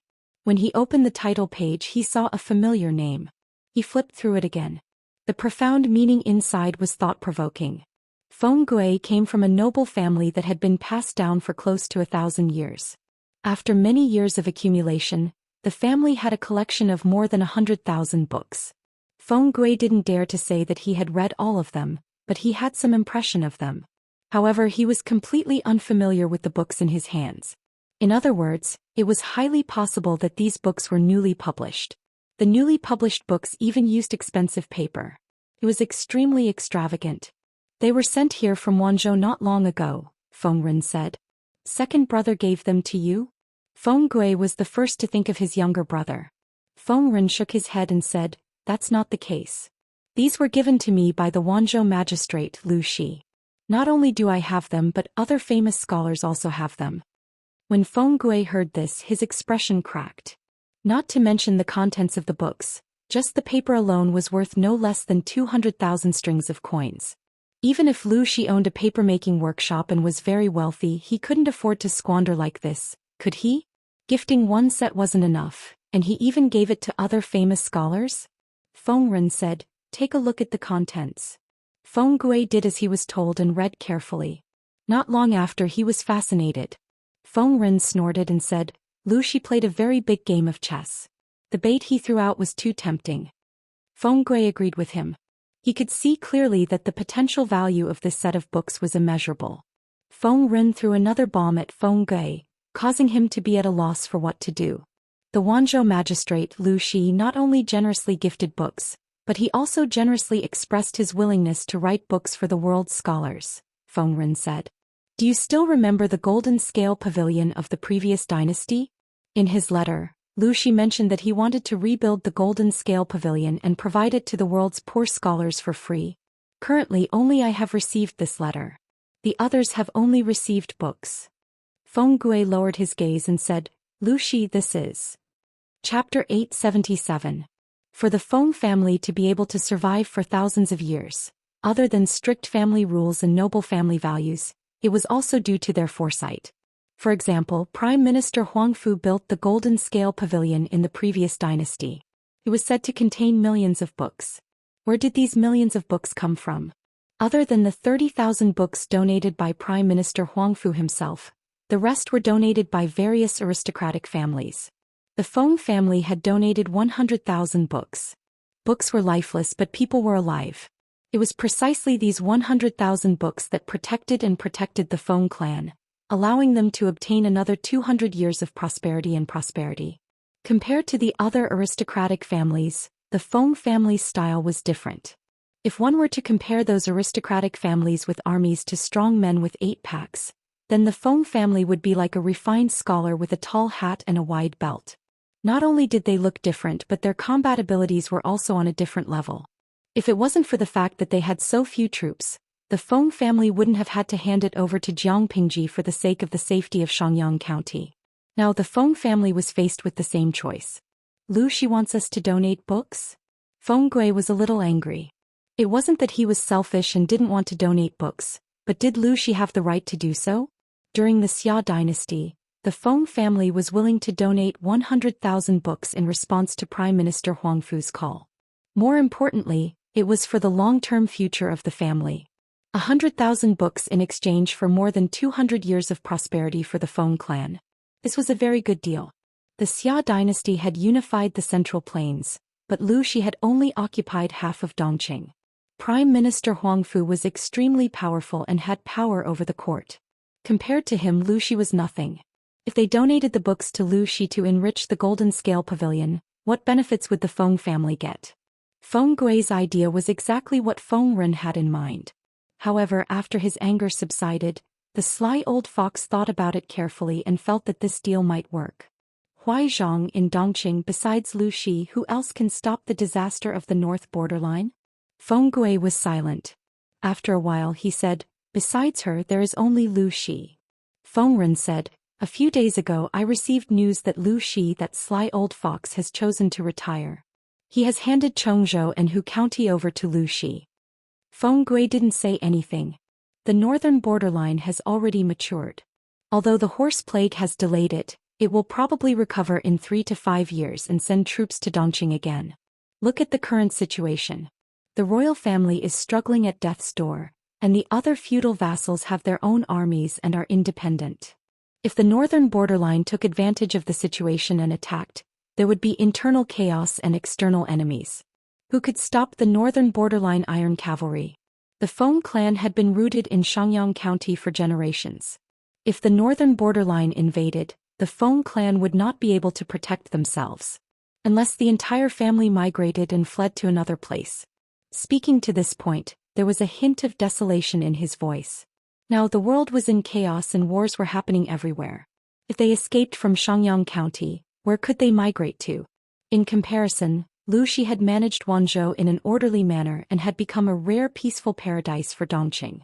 It was better for the Feng family to express goodwill to her and help her. Feng Gui understood the meaning behind his father's drawing and his expression changed. Father wants to help Lu Shi, that's not the case. Feng Ren didn't want to pick a side now. This was a decision that concerned the survival of the entire family. How could he make such a rash decision? Father, what do you mean by this? Feng Ren said, I'm just expressing my goodwill. Expressing goodwill didn't mean choosing a side. Strictly speaking, the Feng clan and Jiang Pingji had common interests. The stronger Jiang Pingji's power grew, the safer the Feng clan would be. Moreover, Feng Jin was Jiang Pingji's trusted confidant. With such a relationship, the two could be considered as natural allies. I want to bring the 10,000 books to Lu Shi first. Saying this, Feng Ren pointed at the set of beginner's textbooks. These books are very suitable for children to learn. His words seem simple, but they contain infinite logic. If we can implement them thoroughly, perhaps they can really open the minds of the people. The Feng clan wasn't without ambition, but their ambition was different from other clans. As a rare millennium-old aristocratic family, they only had one goal: to continue the family line. While the other aristocratic families were desperately gathering wealth, oppressing the people and searching for treasures, the Feng clan adhered to their ancestral rules. They didn't fight or plunder, didn't touch military power, didn't make enemies everywhere, and didn't provoke resentment from the people by force or trickery.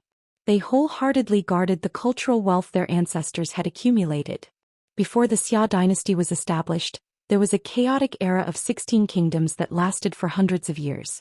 How many prominent clans were destroyed at that time? Only the Feng clan of Xiangyang remained standing, even though Xiangyang County had changed hands several times. After all, the millennium-old aristocratic families and the new nouveau riche had different ideologies. Feng Ren said, I'll go take a look. It'll be a pity to miss such a good opportunity. Not to mention other things, just the set of books in front of him was enough to push Qing to the top ranks of famous scholars. Before this, how many people had heard of Qing's name? The cake was only so big. No matter what, the Feng clan had to take a bite or two. If Lu Shi was the final winner, this investment was definitely the best choice Feng Ren had made in his life. At the same time, many famous scholars in Dongqing also received this set of beginner's textbooks. Some people scoffed, but when they saw the names on the title page, they also felt jealous. Some people were so shocked that they couldn't wait to sleep with these books every day. At the same time, they used their connections to inquire about Lu Shi and the others. The topic was highly discussed, and so was its popularity. The names of Qing and the others often appeared in big and small gatherings of famous scholars. Overnight, they became famous all over the world. After the public opinion fermented for a while, another piece of heavy news came crashing down. Write books and become famous immediately. How many scholars dreamed of this? This was a shortcut for countless famous scholars to further promote their literary names. The ancient times were not the modern times, where one could publish a book by spending tens of thousands of dollars. If one wanted to publish a book in the ancient times, one could not afford it even if they had a lot of money. Jiang Pingji's popularity was already very high. Now that such a big piece of news was revealed, people yearned to go to Wanzhou. This was not the end. When the news of Wanzhou investing money to rebuild the Jinling Pavilion spread, many aristocratic families looked at it coldly. The poor children were so excited that they could not control themselves. Jiang Pingji knew that this move would attract many talents, but she never thought that she would catch such a big fish. It was no longer a river fish. It was clearly a whale. Greetings, master. Hearing that there was an ancient person visiting, Jiang Pingji was stunned for a moment. She immediately asked someone to invite him to the main hall. Seeing the person, even someone as calm as Jiang Pingji could not help but be shocked. She came back to her senses and quickly bowed to the person. The hale and hearty Master Yuanjing smiled and helped her up. He said gently, "Times are different now. Magistrate Lu is too polite. A teacher for a day is a father for life. It is my duty for a student to bow to a master." Jiang Pingji quickly adjusted her emotions, but her heart was still in turmoil. She never thought that she could catch such a big fish like Master Yuanjing. Wasn't this person unintentionally involved in the fight for the dukes? Was he wholeheartedly focused on guarding the academy and educating people? Now that he appeared in front of her, how could she not be surprised? Surprise. Surprise. Chapter 878. Turned out that Jiang Pingji had good taste. Master Yuanjing didn't come to help her. He was just interested in the beginner's teaching materials. She wasn't surprised by the result. Master Yuanjing was a highly respected teacher in Dongqing. He had taught many students for decades and had accumulated a wealth of teaching experience. With him, the value of the beginner's teaching materials would reach another level. It would be accepted and recognized by more people. If she spread the news that Master Yuanjing was coming to Wanzhou, it would attract more students to gather in Wanzhou. However, Jiang Pingji had to suppress the tempting idea to avoid Master Yuanjing's dislike. He wasn't willing to intervene in the battle between the feudal lords, so she couldn't make a decision on her own. Master, you must be tired from the journey. I'll ask someone to help you settle down. After the small talk, Jiang Pingji saw that Master Yuanjing looked tired. She asked with concern, Master, you came from Langyi County. It's a long journey. Why didn't you bring more people to serve you? I don't care about those things. Why would I need so many people to serve me? Mr. Yuanjing smiled and said, if I were 10 years younger, I would be able to travel alone. Now that I'm old, I've become a burden. Needless to say, when Master Yuanjing was young, he was also a ruthless person who fought along the way. He might be amiable now, but when he was young, he killed a few bandits. As they were talking, there were unfamiliar footsteps approaching. Jiang Pingji looked in the direction of the sound and saw a slightly plump young man standing outside. Seeing Jiang Pingji look at him, the young man was stunned. He immediately bowed respectfully. Jiang Pingji smiled. Senior Zuda, long time no see. Why are we so distant? The young man's surname was Tang. His first name was Yao. His courtesy name was Zuda. He and Jiang Pingji had a bad relationship. Back in the day, they had a conflict at Jishan Hot Spring in Shangjing. Tang Yao stood up for two playboys who had offended Jiang Pingji.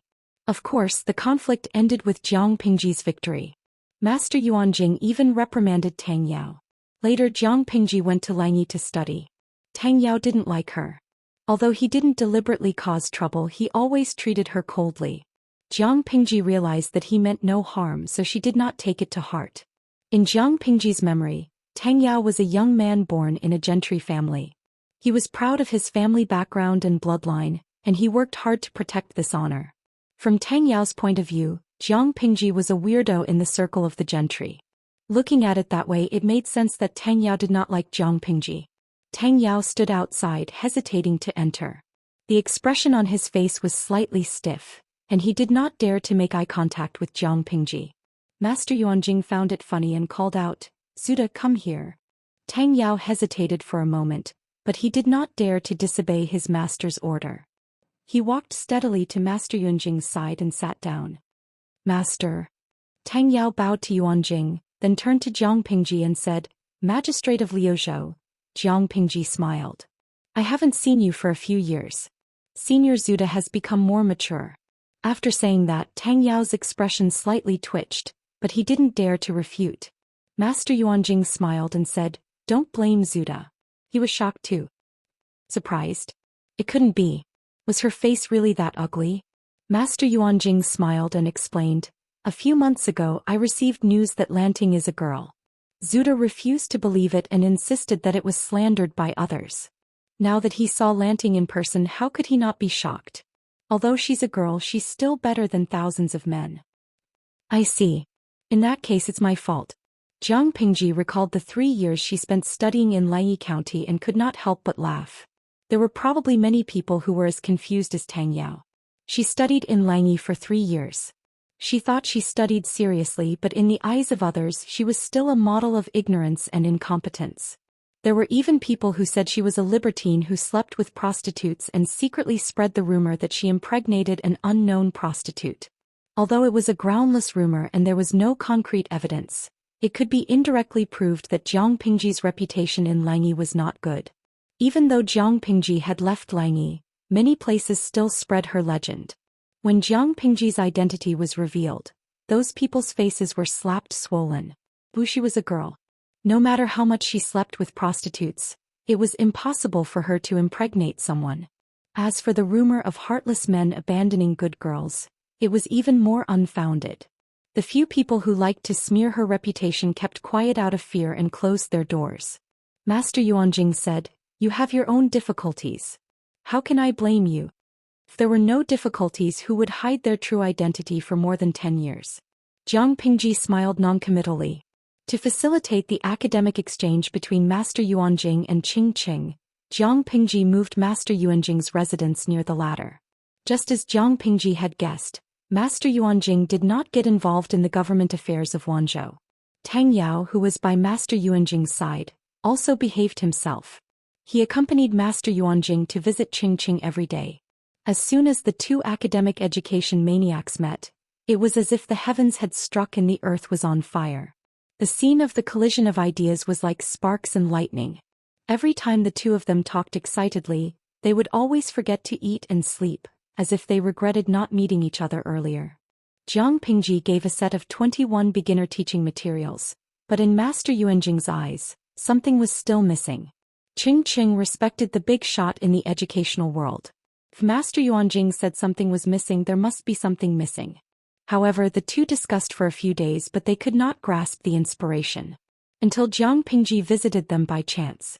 She heard Master Yuanjing and Qingqing's doubts and said carefully, "The 6 skills of a gentleman are divided into rites, music, strategy, mathematics, calligraphy, and archery. The soldiers in the military camp are divided into different categories, such as infantry, cavalry, archers, and crossbowmen, so on and so forth. The beginner teaching materials naturally have to be carefully classified to differentiate the difficulty from easy to difficult. If all the content is mixed up and taught to the students at the same time, it will be too complicated. Secondly, even the teachers can't distinguish which students are good at. If they can't even distinguish this, how can they teach in accordance with their aptitude?" Master Yuanjing and Qingqing were suddenly enlightened. They seemed to have broken through a bottleneck. Countless inspirations burst forth in their minds. The two of them gathered together and got busy again. They were so engrossed in it that they forgot everything else. They directly put Jiang Pingji aside. Jiang Pingji was speechless. Seeing the strange glint in their eyes, she secretly broke into a cold sweat for the students who would use the teaching materials in the future. No one paid attention to Jiang Pingji. She stayed for a while and was ready to leave.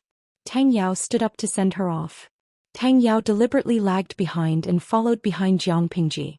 Before entering the door, Tang Yao said, "Magistrate Liu, I have a question." Jiang Pingji stopped and looked at Tang Yao. "Senior brother Zuda, please ask away." Chapter 879. The audience in the streaming room had a good impression of Tang Yao. Seeing that he kept avoiding Jiang Pingji's gaze, they thought the young man had a crush on their cool streamer. Half a minute ago, they were still optimistic and mistakenly thought that Tang Yao wanted to confess. But, after hearing Tang Yao's words, many of them were furious. "Tang Yao, I'm so angry. Who does this kid think he is? Mo Lingyin, how dare he say that the little angel by the Lord's side is a humble person? Believe it or not, a bunch of red bean buns will teach him a lesson? Li Jiamocho, I feel that this kid is too naive. No one's wealth comes out of nowhere.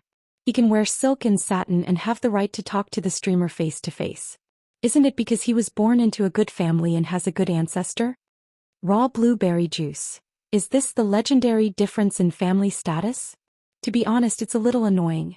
Tens of thousands of years ago, whose ancestors weren't monkeys climbing trees? A few hundred years ago, whose ancestors weren't farmers facing the yellow soil with their backs to the sky? If you have the ability to be proud of having a good ancestor here, why don't you work hard so that your descendants can boast about their ancestors? Su Huan City. Everyone understands this, but the ancients didn't listen to this. Otherwise, why would there be hierarchy? The audience in the streaming room discussed, and Jiang Pingji's face darkened. She asked, "Why should I be ridiculed?" Tang Yao's lips moved. Looking at Jiang Pingji's bright eyes, he momentarily forgot how to speak. When he realized what he had said, Jiang Pingji's face darkened. Tang Yao said, "How can the governor be so lowly? Look at the people under your rule. One is a sinner who has been branded, one is the son of a prostitute, one is a mixed blood, and the rest are uncivilized, courageous, and unwise boors. Since it's a great matter to help the world, why do you need to work with such lowly and immoral people? If this matter is spread, the scholars of the world will naturally be ashamed." Jiang Pingji snorted coldly after hearing that. Tang Yao felt a slight chill on his back. He subconsciously took a small step back. An indescribable chill spread from the soles of his feet to his brain. Jiang Pingji sneered. "Oh, but I don't think it's worth laughing at.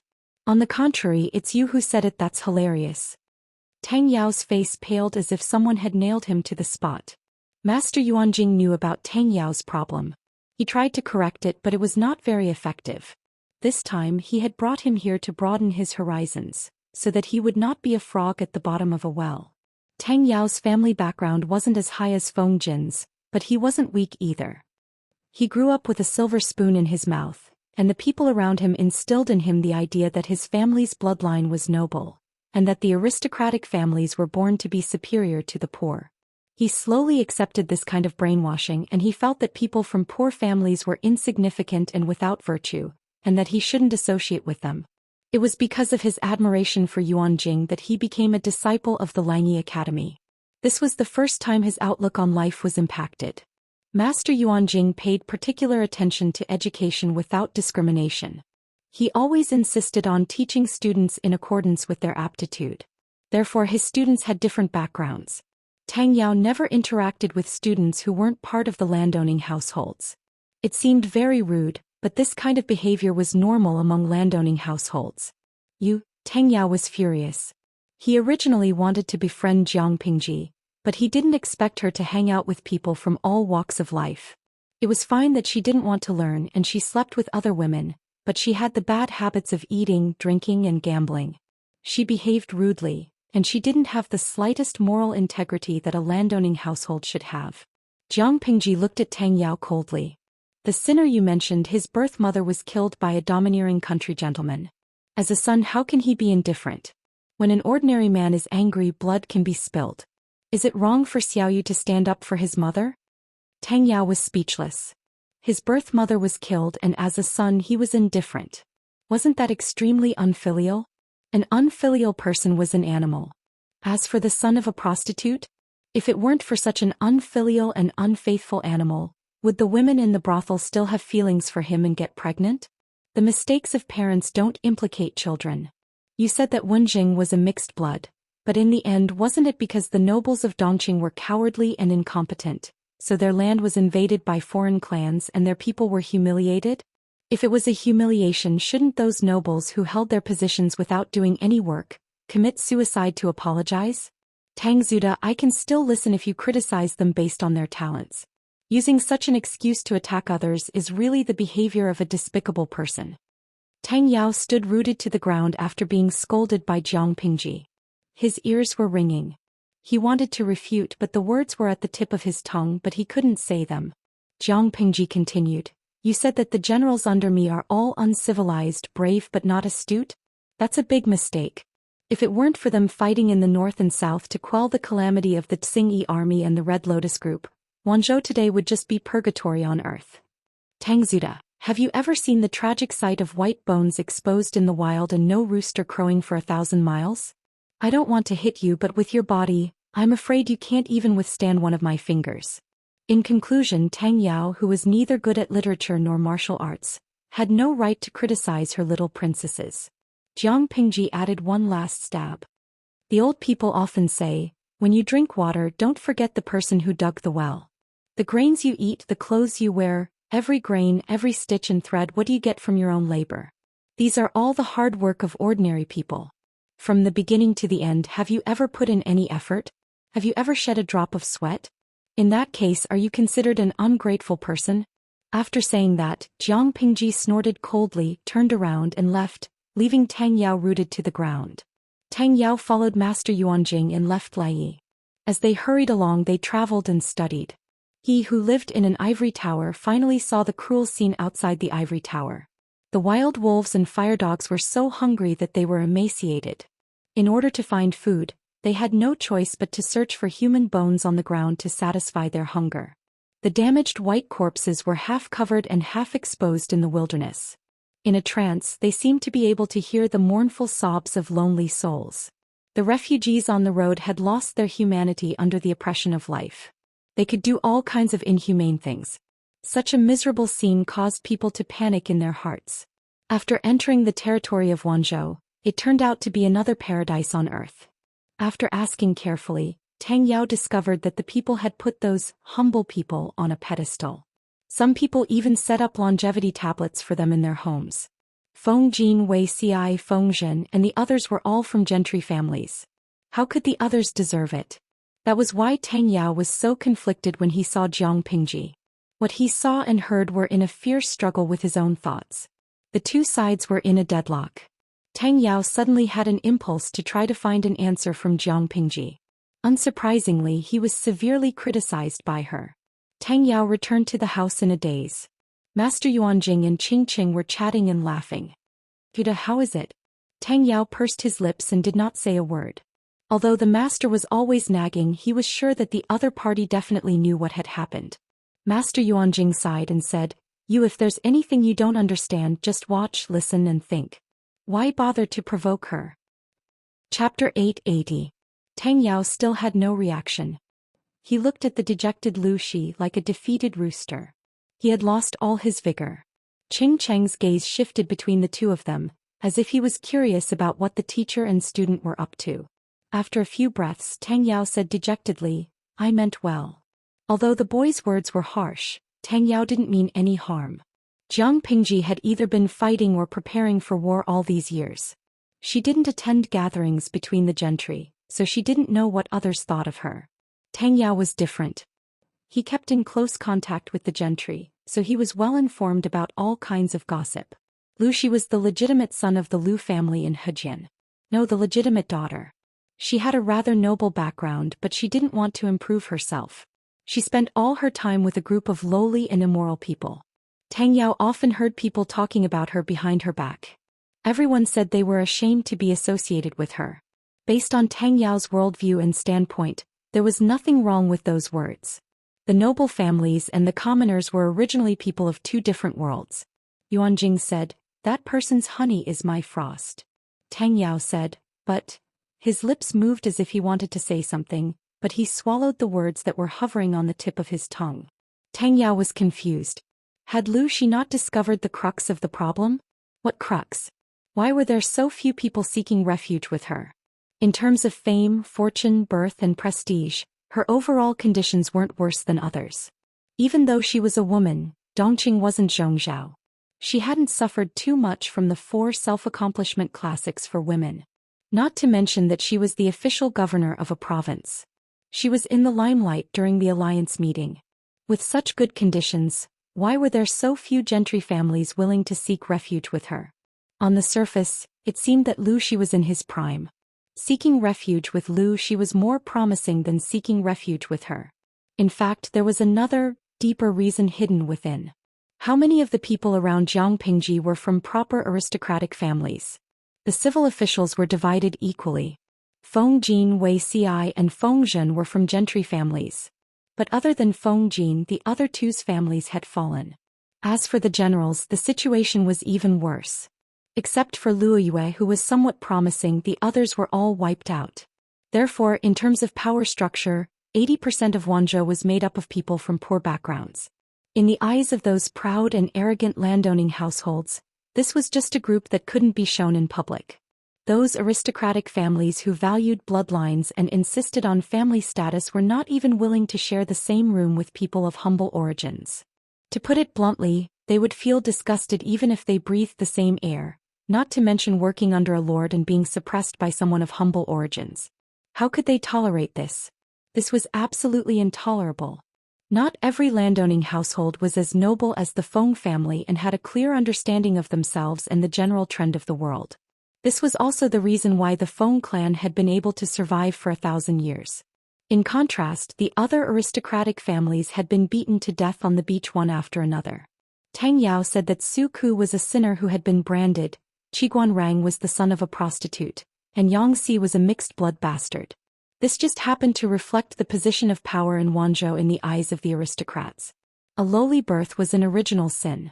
How could a lowly and immoral person be associated with them? As for those reckless martial artists who lacked literary virtue and could not be educated, they were even more despised. Dongqing had always valued literature and restrained martial arts. Coupled with their poor birth, the group of martial artists in Wanzhou was naturally looked down upon and despised. Of course, there was no lack of clear-headed and noble people among the aristocrats, but they were as rare as phoenix feathers and unicorn horns. Tang Yao was scolded by Jiang Pingji and he felt very wronged. In his opinion, he was persuading her out of goodwill to get closer to the aristocrats and not to lower her status by mingling with a group of humble people. Master Yuanjing sighed. Tang Yao was a very filial and good student who respected his teachers, but he also had the bad habits of the aristocrats. As a smart person, how could he not see through Jiang Pingji's plan? To him, whether it was the aristocrats or the poor, those who were useful were people and those who were useless were just trash. In times of prosperity, the aristocrats could cover the sky with one hand. In times of chaos, etiquette collapsed. Whoever had the bigger fist was the boss. Who cared if you were an aristocrat or a poor family? Seeing that Tang Yao's head was still hanging, Yuanjing said, "Lanting is a smart person.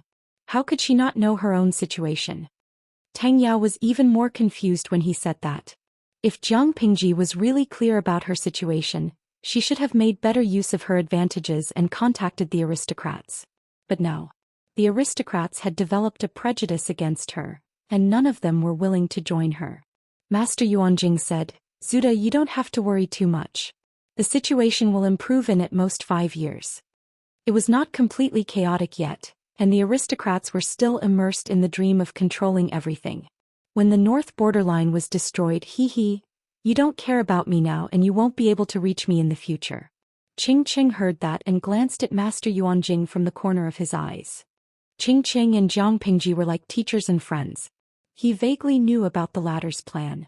He did not expect the teacher in Langya County to be able to see through everything so keenly. Master Yuanjing said to Tang Yao, "Zuda, come here and help me organize." Instead of letting the student go out and offend people, it was better to keep him by his side and help him compile the teaching materials to avoid getting into trouble. Putting aside Tang Yao's other qualities, at least his talent was worthy of recognition. Little did he know that Master Yuanjing's decision allowed Tang Yao to avoid a fatal crisis. Tang Yao and Jiang Pingji's conversation did not go unnoticed. The content of the conversation spread out and soon reached the ears of a few people involved. Suka's expression was cold. Qiguan Rang sneered when he heard that. Yang Si snorted and went straight to the door. As mentioned earlier, Yang Si's teacher was Master Yuanjing. If one were to get to the bottom of it, he and Tang Yao could be considered brothers of the same master. In his early years, Master Yuanjing traveled abroad to train himself and pick up good seedlings from his family. Yang Si, who was still a baby, was abandoned by his mother behind the door of a cheap hostel near the brothel. The place was remote and cold. When he was about to cry his last breath, Master Yuanjing happened to be practicing his sword in the backyard of the hostel. He heard the noise and picked up the baby. Master Yuanjing knew the child's background, so he did not deliberately look for the child's mother. Instead, he found a farmer nearby to raise the child. Otherwise, with Yang Si's status, how could he learn to read and write? Yang Si did not come to beat him up, and he did not introduce himself as soon as they met. Instead, he called himself Master Yuanjing's student. Tang Yao did not know his background, so he was foolishly tricked by Yang Si to learn from each other.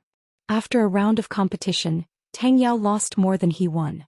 "May I know where you are from, senior?" Tang Yao asked in hindsight. His attitude was sincere and humble. Yang Si smiled insincerely and said, "I'm from Dingjun in Qinzhou." Tang Yao's heart skipped a beat when he heard the address. He had a vague bad feeling. As expected, Yang Si stood up and flicked his sleeves. He looked humble, but he was actually mocking the other party. He's just the son of a prostitute. He's just a lowly and immoral person. How is he qualified to be called by you? Chapter 881. Yang Si seemed calm, but in fact he was a hot-tempered person who refused to suffer losses. Wuxia owed him 1 copper coin worth of buns, and Yang Si could also remember it well. With the compound interest, it turned into several strings of cash. He even dared to trick his best friend, let alone a brat who spoke rudely to him. If it were not for Master Yuanjing and the Lord, Yang Si would definitely not let it go so easily. By the time Wuxia heard about Tang Yao's incident, the weather had already turned completely cold. He carefully recalled and could not help but sigh. Yang Si and Tang Yao were destined to be enemies. In his previous life, both Yang Si and Tang Yao served under Huang Song. At that time the world was already in chaos and the 5 kingdoms were no more. The wars between the feudal vassals became more and more intense, and the aristocratic families all took sides. Tang Yao, who had a deep prejudice against the poor, had no choice but to become an official for the sake of his family's grand plan. He chose Huang Song, who was one of the most powerful people at that time. As soon as Tang Yao arrived at Huang Song's camp, he was put in an important position and made contributions twice. He was born into a landowning household. With his addition, the landowning household under Huang Song's banner suddenly grew in power. As the lord, Huang Song did not mediate in time, inadvertently exacerbating the conflict between the two forces. The two factions fought openly and covertly, and the battle situation became more and more intense. During one of the celebratory banquets, Huang Song shared some fine wine with everyone. Tang Yao was so happy that he couldn't help but drink too much. In public, not only did he point at the mulberry tree and scold the locust tree, he even quoted classics to ridicule him as the son of a prostitute, causing Xianxia to be put on the spot. After this incident, the two of them became sworn enemies, and they were as incompatible as fire and water. At that time, the emperor had already gotten rid of the Su family and launched a sneak attack on Anshui, who had a weak military force. The conflict between her and Huang Song had been made public. After the two sides rested and reorganized, they tacitly gathered their forces and prepared for a battle to the death. The frontal battlefield was in a stalemate, so His Majesty placed the breakthrough point of the battle on the weaker flank. Coincidentally, Xianxia and Tang Yao were arranged to be together. His Majesty took advantage of Xianxi's gluttony and deliberately sent people to contact Xianxia, and deliberately let Tang Yao see it. Everyone in Huang Song's faction knew that Xianxia was a picky eater. There were very few foods that could be approved by his picky tongue. At first, Huang Song scoffed at this. This kind of lowly method of sowing discord was completely ineffective. It was fine if it happened once or twice and Xianxia had personally explained it to Huang Song, but what if it happened more often? Many a little makes a mickle. The snowball of suspicion was getting bigger and bigger. Coupled with Tang Yao's provocation, Xianxi's situation was worrying. Even though Xianxia righteously rejected the sugar-coated bullet later, Huang Song's suspicion of him had already taken root. After that, His Majesty took the counselor's advice and played a hat trick. He successfully killed some of Huang Song's elites and asked the best calligrapher to imitate Xianxi's handwriting to write a specious letter to the enemy. Then he deliberately exposed the flaws to Tang Yao. Since Tang Yao had obtained the evidence, he naturally wouldn't let go of this opportunity easily. On the other hand, His Majesty had sent an undercover agent to secretly leak information to Xianxia, telling him to escape as soon as possible. After a whole set of punches, there was no place for Xianxia to hide under Huang Song's tent. His Majesty tricked Xianxia and weakened the flank defense line in disguise. Using this as a breakthrough, he fought bravely. Because of these experiences, Wei Xi's heart ached for Xianxia. It wasn't a big problem to have a little bit of a hobby, but unfortunately he met a black-hearted opponent and a pig-like teammate. After Huang Song was defeated, Xianxia still held a grudge and returned all the humiliation he had suffered in the past to Tang Yao. Tang Yao couldn't bear the humiliation and committed suicide by hitting the wall. In this life, looking at the situation, although the two of them had conflicts, their feud wasn't too deep. At least it wasn't to the point where they would fight to the death.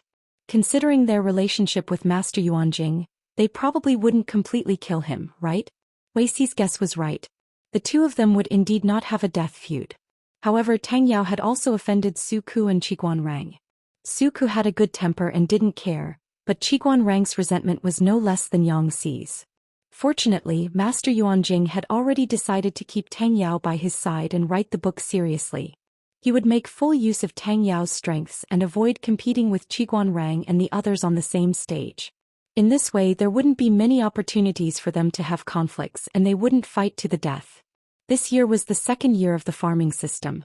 God was especially kind and there was abundant rain, so Wanzhou welcomed a rare bumper harvest.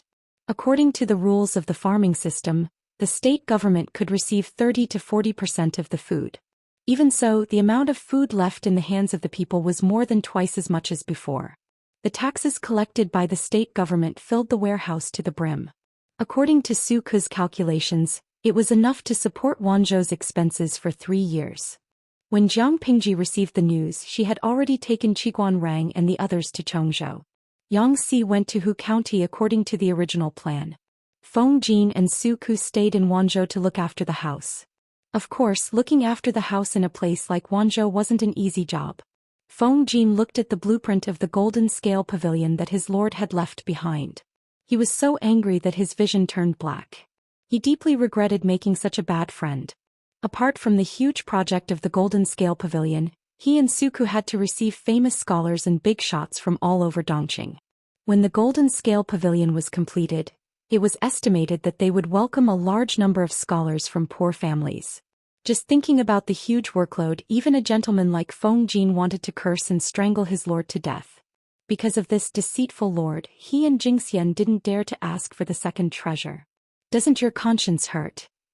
A proper and elegant gentleman was now forced by Jiang Pingji to the point that he was about to become an iron-eating beast. Master, master. An attendant called out to him outside the door. What's the matter? Feng Jin's sword-like eyebrows were furrowed. The old master is here. He's outside the house now. The old master? Feng Jin had stayed up for too long. He was still feeling lightheaded. He didn't react when he heard the way he was addressed. Wait. Feng Jin shuddered and woke up in an instant. Why is father here? Wasn't the old master referring to his father? Feng Jin hurriedly put on his wooden clogs and hurriedly went to the door to welcome his father, Feng Ren. The attendant at the side secretly complained, but he didn't dare to stop Feng Jin. He could only accept his fate and follow. The travel-worn Feng Ren saw his second son's untidy clothes and untidy hair. His expression was a little strange. Feng Jin was speechless. Feng Ren received the beginner's teaching materials earlier than Master Yuanjing, but he arrived in Wanzhou nearly a month later than him. It wasn't that he deliberately delayed the time. It was entirely because it took time to organize 10,000 books. Moreover, they were all made of bamboo slips. They were packed in dozens of carriages. Not only did they move slowly, but they also encountered bad weather for a few days. In order to prevent the slips from getting damp, they had to find a village to rest for the time being. After some delay, how could his walking speed compare to Master Yuanjing's group, who had a light carriage? Your clothes are untidy and you don't care about your appearance. How dare you appear in public like this? What a scandal! Feng Ren frowned. His second son had always been steady.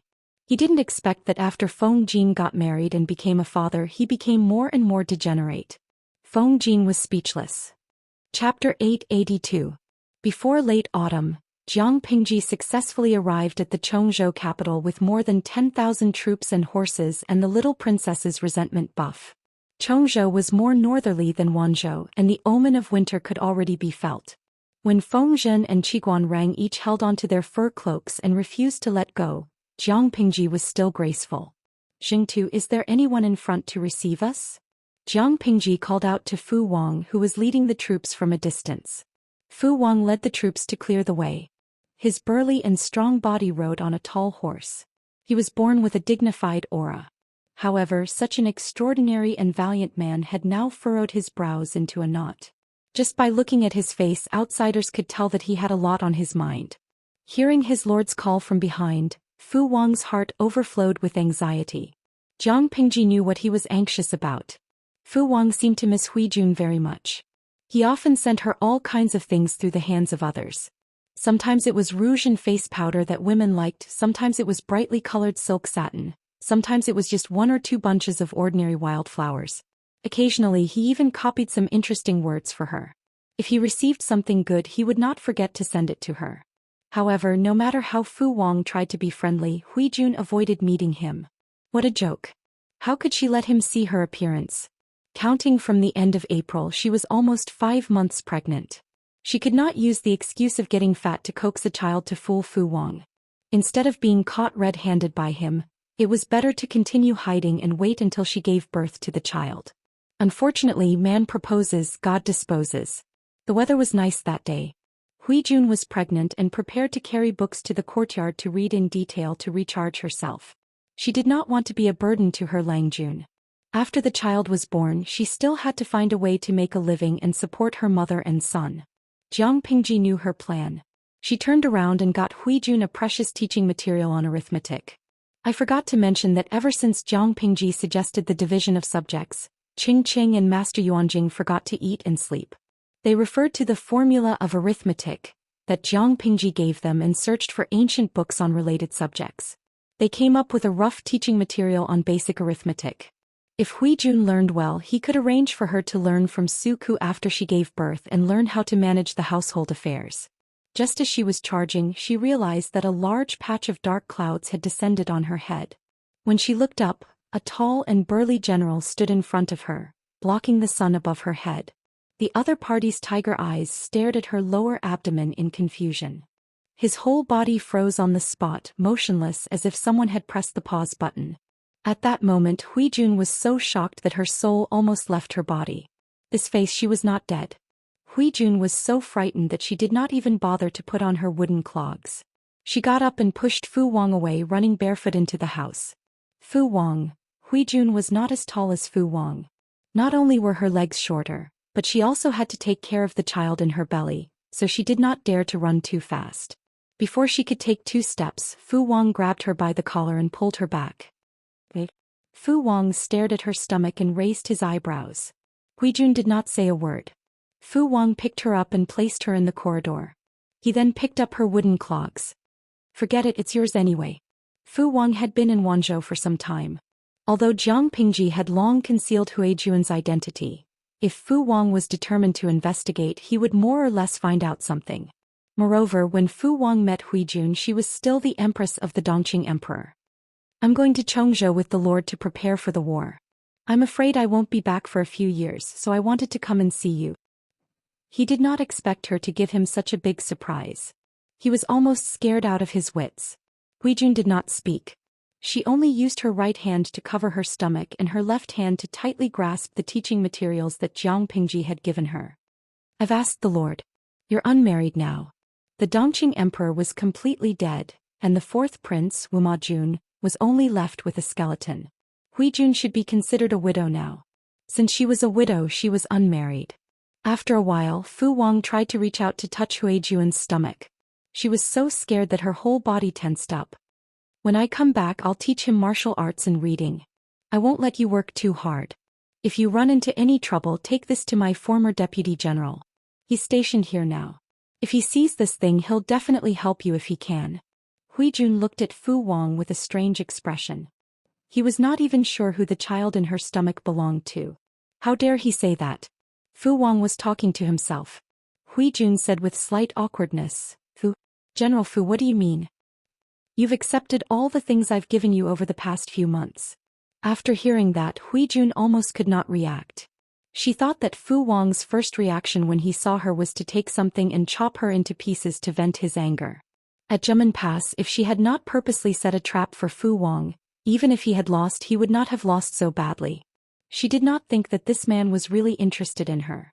Fu Wang passed the token that he always carried with him to her hand. He said a few words in a hurry, then climbed over the wall and left. Huijun was speechless. She was wondering how Fu Wang, this uncouth man, could sneak in without a sound. Did he climb over the wall? Thinking of this, Huijun could not help but frown. Lecher, you actually think that the Lord's backyard is your home? Fu Wang liked Huijun. Knowing that she was pregnant, he changed the things he usually gave her to good medicinal herbs that were gentle and nourishing. As for whose child Huijun was, he did not think much about it. Song Prefecture was located in the north, and part of it was bordered by the mutated tribe. The mutated tribe was fierce and often killed people.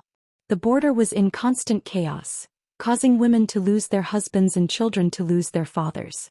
After many women lost their husbands, they would still bring their ex-husband's child to marry their current husband. The current husband was also generous to his stepson, and most of them treated him like his own. This was because no one knew when something would happen to them. Raising their stepson seriously was no different from raising their own son. Fu Wang had been raised by a pack of wolves, and his adoptive father Fu Yong had brought him along. He had lived in such a tough environment for more than 10 years. Under the influence of what he saw and heard, Fu Wang did not feel too conflicted. As long as Huijun was his, then Huijun's child would also be his. He was currently preoccupied because when he left, he had sneaked a look at Huijun and found that her belly had grown a lot bigger. Fu Wang had once seen a woman give birth, and that had been a psychological scar for the rest of his life. There was a peasant family at the border. The husband had recently passed away, and the wife, who was more than 9 months pregnant, could only manage the household and bear the heavy burden of field work. Unexpectedly, she was too tired and her amniotic fluid broke and she was about to give birth on the spot. At that time, Fu Wang was still living with the wolf pack. Because it was autumn, it was not easy to find food, so he could only leave the wolf pack's territory and search for prey further away. Coincidentally, he met the woman lying in the field, her legs wide open. A baby's head with fetal hair was slowly coming out of her womb. The young Fu Wang was so scared that he was sweating all over. Chapter 883. Knowing that Jiang Pingji had arrived, Lu Shi had already sent people to meet them. Fu Wang rode forward and found that there were many people to meet them. He glanced around and saw that the young man in front was dressed in brocade clothes. His face was somewhat similar to his lord's. Fu Wang knew that his lord had a younger brother. Seeing the young man's appearance, he could roughly guess his identity. He stepped forward and asked.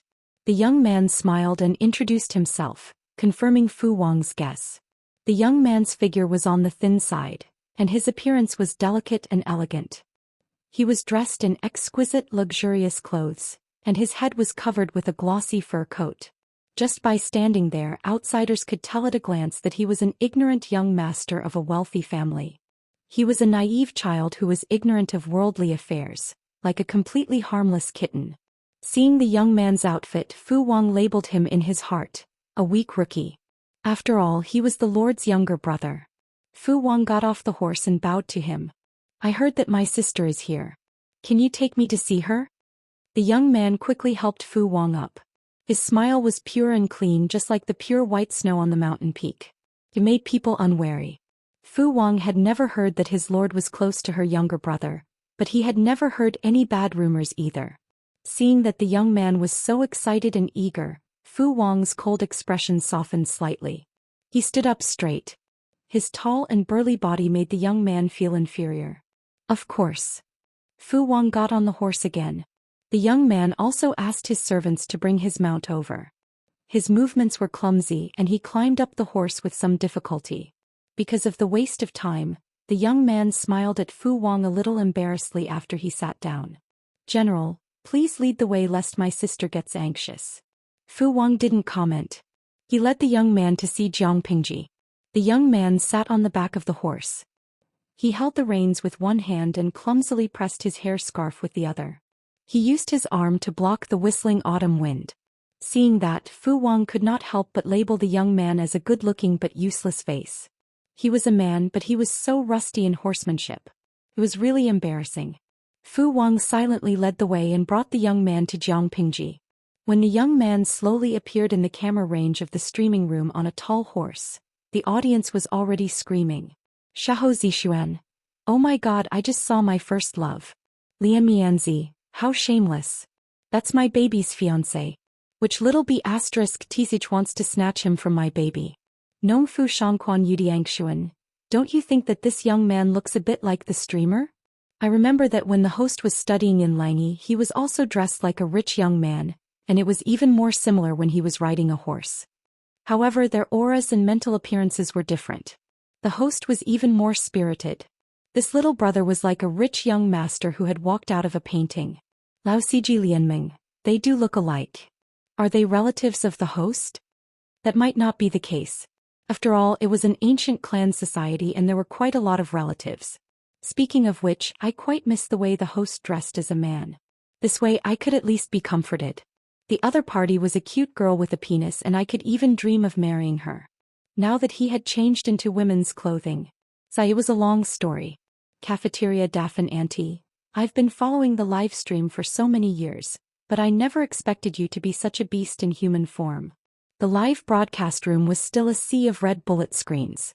Occasionally, a few pitiful blue bullet screens floated by, but they were instantly drowned by the sea of red. Due to the huge changes in the live broadcast room, the former hardcore fans were cleared out, and now the audience was much more obedient. Jiang Pingji could occasionally see a few blue bullet screens with normal content. Xingyi Yixing. Someone told me that the host of this live stream has changed, but I didn't believe it. After coming here out of admiration, she realized that her style was completely different from before. She was indeed a proper streamer. The drawing style was normal and the only flaw was that the plot was boring. Who got single first is a dog. Looking at this handsome boy, I suddenly remembered Chao Da's description of Jia Baoyu. Her face was like the moon in mid-autumn, her complexion like the flowers at dawn in spring. Her hair was like a knife, her eyebrows like an ink painting, her nose like a hanging gull, and her eyes like autumn waves.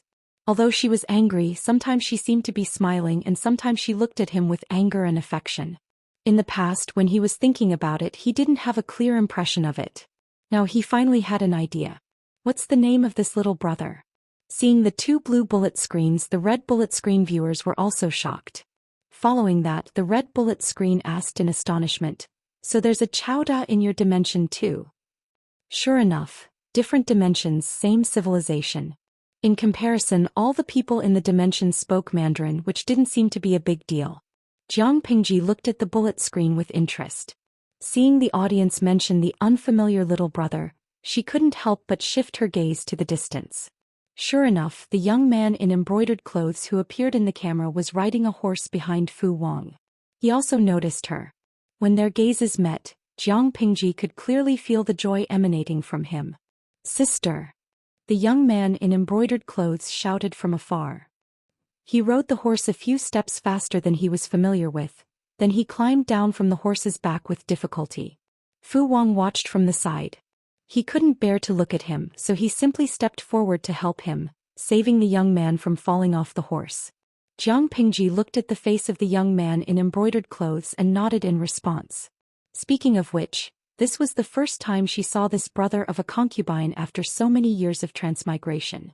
From his appearance, he looked like a typical member of the Lu family. Jiang Pingji recalled the children of the Lu family she had seen in her mind. Almost none of them were ugly. Because the young man's eyebrows and eyes were not fully grown, he had a bit more innocence and childishness, which made him more likable. "Sister, father has already prepared a banquet and is waiting for you in the manor. He has been asking why you haven't come yet for the past few days, so he asked me to wait outside the city every day. Finally you have come." The young man in embroidered clothes said so much in one breath. His breathing was a little rushed and his cheeks were a little pink. He looked even more delicious and moving. The strange aunties and strange uncles in the streaming room were already hungry and thirsty. "Really? Didn't I already send someone to inform you? Why does father still ask you to wait outside?" Jiang Pingji's words were not pleasant to hear. Fu Wang, who was at the side, heard it. His gaze swept between her and the young man in embroidered clothes. It seemed that the relationship between the brother and sister was not good. That was true. How could one be compared to the daughter of a concubine and the son of a concubine? Even if this son of a concubine was Lu Shi's only son, his lord was so promising. Wasn't it better than having an idiot son?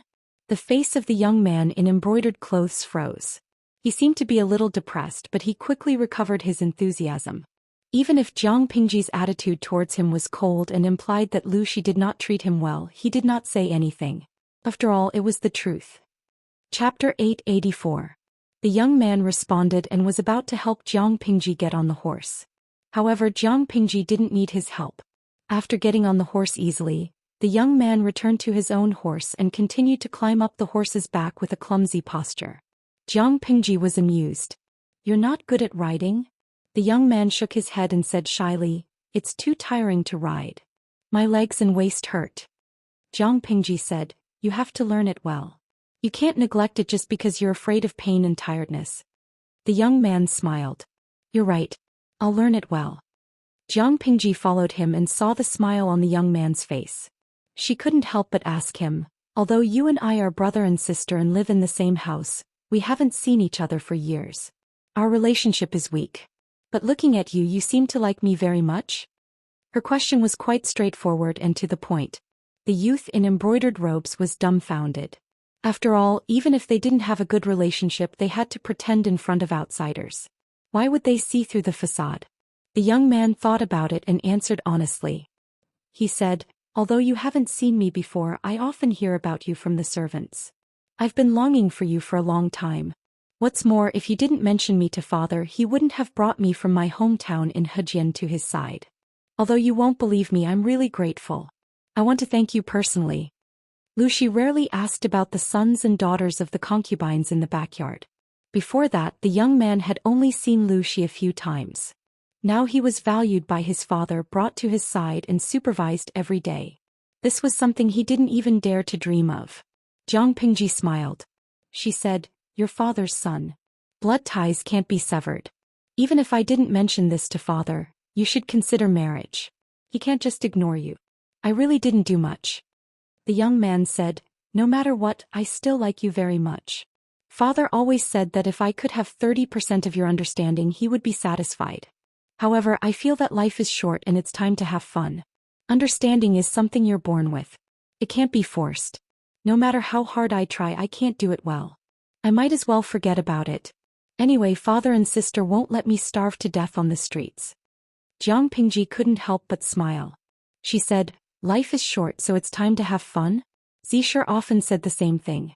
If you meet, you might have a common language. You're the son of the family. Father won't allow you to muddle along. The embroidered cloth youth said, "Zisher? Was it Fengzhen who worked for sister?" Listening to the elder sister's words, the younger brother was a little curious. However, he is a talent that elder sister needs to use. He can't be like little brother who wastes his time seeking pleasure. Little brother shouldn't lead him astray. Jiang Pingji was amused by the young man in embroidered clothes. Fengzhen was a seasoned veteran in the world of romance. If anyone was to be led astray, it would be Fengzhen who led others astray. The youth in embroidered clothes was very talkative. He looked a little shy, but his personality was very cheerful. There was almost no awkward silence. Seeing that they were about to enter the city, Jiang Pingji said, "You're almost 15 this year, right?" The youth in embroidered robes said, "After the 12th month I'll be 15. Has father thought about what courtesy name he wants to give you?"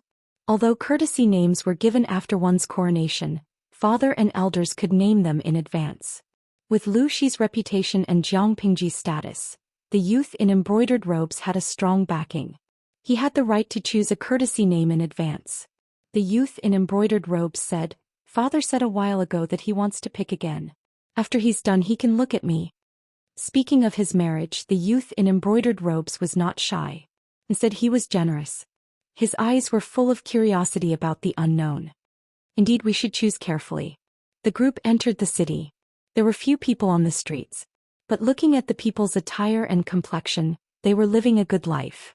Although Lu Shi had decided to retire behind the scenes, the mansion he lived in was still his old house. It was much larger than the mansion in Hejian. Lu Shi's housekeeper was looking around anxiously outside the mansion. He even stretched his neck. Seeing the target appear at the end of the long street, the old housekeeper's wrinkled face was filled with joy. Even his eyes lit up. "This old servant greets the eldest lady." Jiang Pingji got off the horse and handed little White's reins to the groom. "Is father here?" The old housekeeper nodded vigorously. Yes. Master has been waiting for you all day." Jiang Pingji asked Fu Wang to set up camp outside the city. After the soldiers were settled, she entered the mansion with the old housekeeper leading the way. "This daughter greets father." Jiang Pingji greeted Lu Shi. Halfway through her greeting, Lu Shi helped her up. "Lanting has lost a lot of weight. You look taller than before." Jiang Pingji was only half a head shorter than Lu Shi and half a head taller than her brother. This height was not considered short among men, not to mention that she was a woman. She really stood out from the crowd. Whether it was Jiang Pingji or Lu Shi, neither of them liked to stir up emotions. The youth in embroidered robes said, "Father, I think she is tired from the long journey. Why don't you ask someone to prepare some hot soup and help her change?" Lu Shi said, "Zhou Xian is right. I was too careless." Then he called for the servant girl. Jiang Pingji closed the streaming room and went to wash up with the servant girl. "This room doesn't look like it was cleaned recently." The servant girl said, "It has always been here. Master has prepared it for you since he came here." Jiang Pingji looked down. "Thank you, father." She took a good bath and the servant girl brought in luxurious clothes and turtle shell jewelry. After dressing up, she looked at the woman in the bronze mirror and curled her lips stiffly. It was the first time she dressed up like a woman since her transmigration. She put on makeup and put on the best clothes. She and the youth in embroidered robes looked like sister and brother. It was as if they came from the same womb. Jiang Pingji looked down and picked up a sandalwood brocade fan from the servant girl's plate. "Let's go." Jiang Pingji went to the main hall and found a few unfamiliar faces there. They were all dressed in formal attire. Wuxia was talking to them. When he saw Jiang Pingji, he quickly got up. He said, "Lanting, come to your father's side." Jiang Pingji walked over, and the middle-aged men all looked at her with scrutinizing eyes. They all had the same question in their eyes. Was this the woman chosen by the magistrate of Liuzhou?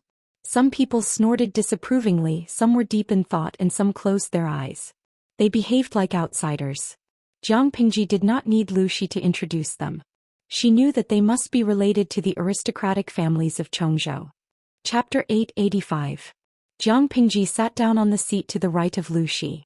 She shifted her gaze and sized up the people with the same gaze. Noticing Jiang Pingji's disdainful scrutiny, they were rather unhappy. They were Lu Shi's distinguished guests and usually treated him as equals. As Lu Shi's daughter, Jiang Pingji was supposed to greet them as a junior. Not only did she not greet them, but she also arrogantly skipped over it. Now she was looking at them with such a rude gaze. For a moment, everyone was a little unhappy. Their opinions of Jiang Pingji grew. Lu Shi saw all of this. He knew his daughter's temperament. It would definitely be the Shiraba again later. He took the initiative to bridge the gap between Jiang Pingji and the aristocrats of Chongzhou, trying to ease the awkward atmosphere between them. At that moment, one of them spoke up. He asked, "Magistrate Lu said earlier that he had an important matter to discuss with us. What is it?" Jiang Pingji sat upright in her seat. Her right hand held the handle of her sandalwood brocade fan. She tapped the palm of her left hand from time to time. She was bored, so she turned on the live stream. The audience thought that Jiang Pingji's live stream for the day had ended. They went home and looked for their mothers. They didn't expect the live stream, which had been off for almost an hour, to suddenly turn on. Everyone quickly clicked on it. A few middle-aged men appeared on the screen. Looking at their sitting postures and the surrounding environment, they were probably having a meeting? The audience harbored this doubt and went to look for their streamer. They searched and searched. Where did the streamer go? The audience was stunned. A scary thought popped up in their heads. Could it be that the streamer in the livestream room had changed again in such a short time? Little Smart Express. Sigma, degree. Asterisk. Chowdo Sak, this elegant lady, who are you? Li Huasue you, I'm shocked. So our streamer is a cross-dresser? He's so beautiful. He looks like the husband of the baby. Shuaning Yi. To the previous commenter, eat baby's machete. That's obviously my husband. Ishi roasted chicken. I'm shocked. This is definitely a Lifetime series. Oh my god, the streamer actually knows how to put on makeup and cross-dressing. Jiang Pingji rarely put on makeup. She was usually barefaced. Of course, her skin had always been good. Even without makeup, her looks were above average. Now, with the help of the maidservant, her looks had been raised to 10 points. Coupled with her imposing aura, she gave off the illusion that she was a queen inspecting her territory and servants. The audience in the streaming room locked their cameras on Jiang Pingji and took 360-degree screenshots. Jiang Pingji had been streaming for more than 6 years, but it was the first time the audience saw her dressed like a noble girl. After the initial shock, the audience turned their attention elsewhere, and then they heard such infuriating words.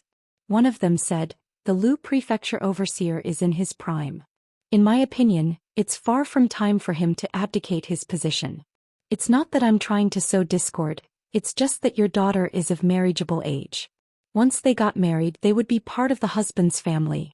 Third Langjun is the one who inherits the title of governor of Lu province." Jianbing Guokua. Who is this? Who gave him the guts to say that? Could sowing discord be any more despicable? Jinju Milk Tea. I'm afraid he doesn't know how to spell the word death. Gubili Baozi. Streamer, don't be a coward. Give him a slap and let him have a taste of what it means to be a spinning top. He's so thick-skinned. Why doesn't he take a piss and look at himself? Is our little fairy someone you mortals can casually criticize? The audience was fuming with rage. Who didn't crawl out of their mother's womb? Only this person was special. He actually came out of the chrysanthemum, so he was a cut above others. The audience was filled with righteous indignation. They believed that Jiang Pingji wouldn't be at a disadvantage, but allowing such a clown to jump around in front of them would affect the mood of their little fairy streamer. If their little fairy was unhappy, they couldn't be happy either. Do you know what a little fairy is? That's the Tai Sui. Provoking the Tai Sui means you have a death wish. Jiang Pingji maintained an upright sitting posture, but the corner of her lips had a sneer of mockery. Lu Zhao quietly lowered his presence. He ate and drank, showing signs of getting closer to Xianxia. Otherwise, what else could he do? This was a meeting between the big shots. Anyone's arm was thicker than his thigh. For the sake of his life, it was better for him to be a quiet, handsome man. Regardless of whether it was his unfathomable sister, his black-hearted and merciless father, or the big shots from the aristocratic families in Chongzhou, he couldn't afford to offend any of them. Unfortunately, I'm not the mountain. When the mountain comes, it's me. Lu Zhao was implicated even though he was lying down. Hearing someone talk about him, he raised his head in a daze. He recalled what the person had just said and suddenly broke out in a cold sweat. He glanced at the unhappy Lu Xi and the expressionless Jiang Pingji from the corner of his eyes. He hurriedly laughed dryly and tried to salvage the situation. Uncles, you think too highly of me. Everyone knows of my sister's talent. You're already the lord of a prefecture before you're 20 years old. Now you can even share my father's burdens. How can I be mentioned in the same breath as you? To tell you the truth, I'm neither good at literature nor martial arts. The teacher always scolds me for being a blockhead and not being of great use. From now on, I only hope that you can take pity on this good-for-nothing brother of yours and guide him. Lu Zhao belittled himself to be worthless and even revealed a bashful and silly smile. His cowardly attitude made the elders of the aristocratic families look at him with disdain. Lu Zhao had already backed down, but the person just now was not willing to let it go so easily. He continued to stroke his beard with a smile and said to himself, like father, like son. Why are you so humble, Third Langjun? There are many late bloomers in this world. You're the son of the governor of Lu Prefecture. Your future is limitless.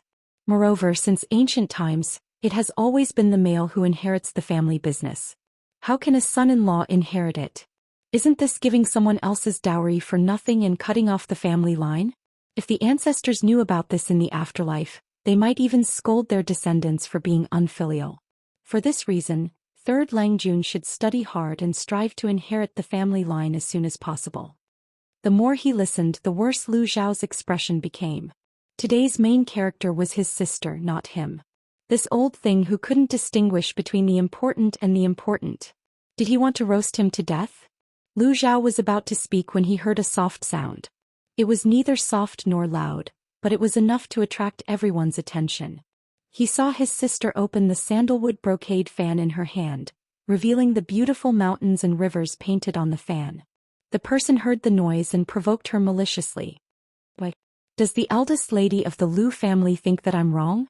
Jiang Pingji looked at him with a cold smile. The person smiled proudly as if he had won a battle.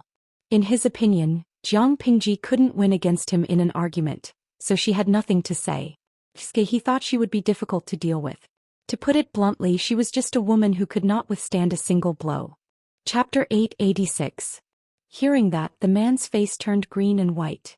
Jiang Pingji waved her fan and said leisurely, "You have a good relationship with my father, but you don't have the right to call yourself my elder, let alone address me as the eldest lady of the Lu family. Is that something you can call me? To put it bluntly, you have already offended your superiors and have no respect for the law. According to Dongqing's laws, if I want to punish you with a small punishment, no one can find fault with it, right?" The man's expression froze. He couldn't breathe, but he couldn't swallow it. Not long ago he was still proud of himself, laughing at the little girl who gave in to him. He didn't expect her to use her power to oppress him. Did she have no shame? Oh, the little fairy has always been shameless. To prevent Jiang Pingji from continuing to attack him, he could only tidy up his state of mind and solemnly pay his respects just now.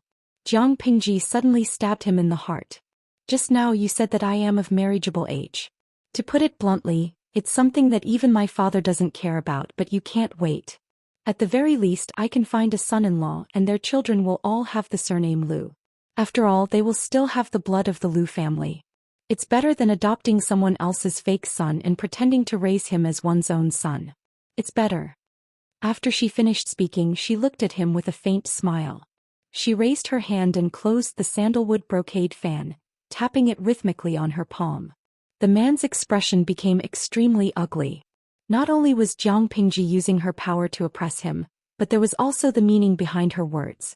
Everyone in Chongzhou knew that it was difficult for him to have children. He had many daughters, but there was no sign of a son. To prevent the direct line of descent from being abandoned, he could only adopt a nephew from one of his brothers as a fake son. He was still fuming. He didn't expect such an embarrassing matter to be spoken of in public by a little girl who was still wet behind the ears. His reputation was on the floor. Didn't Lu Shi just rush to Chongzhou today? Why was he so familiar with the matters in Chongzhou? Unbeknownst to him, Jiang Pingji had no time to understand the power network in Chongzhou, let alone know who they were. But that wasn't important. Jiang Pingji lowered her eyes and said, "Since it's your first offense, I won't hold it against you. Get up." The man was furious. When the others saw the situation, they re-evaluated Jiang Pingji. Zhou Xian had thought that the other party had a good temper, but from the looks of it, it turned out that the other party had a sharp personality. She didn't understand the ways of the world. If she didn't know how to build a good relationship with them at this time, she would suffer in the future. Chongzhou was not a place where a prefecture magistrate could cover the sky with one hand. Back then, Jiang Pingji had suggested that Lu Shi fight for the position of Chongzhou's magistrate. There were two reasons. The aristocratic families were scarce and they were rich in sandalwood. Landowning households were scarce, but it wasn't as if they didn't exist. On the contrary, it was precisely because of the small number of landowning households that they were especially close to one another, and their marriages were also very solid. Lu Shi had been operating in Chongzhou for many years and had only obtained a portion of the authority. The other portion was in the hands of these aristocratic families. If they sincerely wanted to cause trouble for Jiang Pingji, although it would not be to the extent of making it difficult for her to move, it would be enough to annoy her to the point of being badly battered. Lu Shi purposely arranged for both parties to meet. His original intention was to let Jiang Pingji familiarize herself with them so that they could interact more easily in the future. Who would have thought that Jiang Pingji's side would be cold and uncooperative? The aristocratic families of Chongzhou would bully Jiang Pingji because she was a woman and she was young.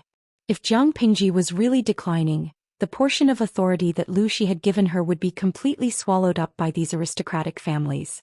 Everyone knew how to calculate, it was just a matter of who was faster and smarter. Without a doubt, Jiang Pingji had a personality that refused to be taken advantage of. How could she tolerate others giving her a bad attitude? She secretly gestured to Li Yun, who was guarding outside. With the cover of her loose and luxurious robes, no one noticed. Lu Shi, who was at the side, spoke up to smooth things over. At the same time, he glanced at Jiang Pingji with a worried gaze. The maids carried the dining table and filed in from outside. Lu Zhao, who was squatting in the corner, saw them and his eyes lit up. At the banquet, Jiang Pingji was not facing one person's provocation. She was facing the combined suppression of all the stubborn forces in Chongzhou. However, she had already mentioned her status as the prefecture magistrate. The others could not use their status as elders to criticize her. Even so, they still had ways to make things difficult for Jiang Pingji.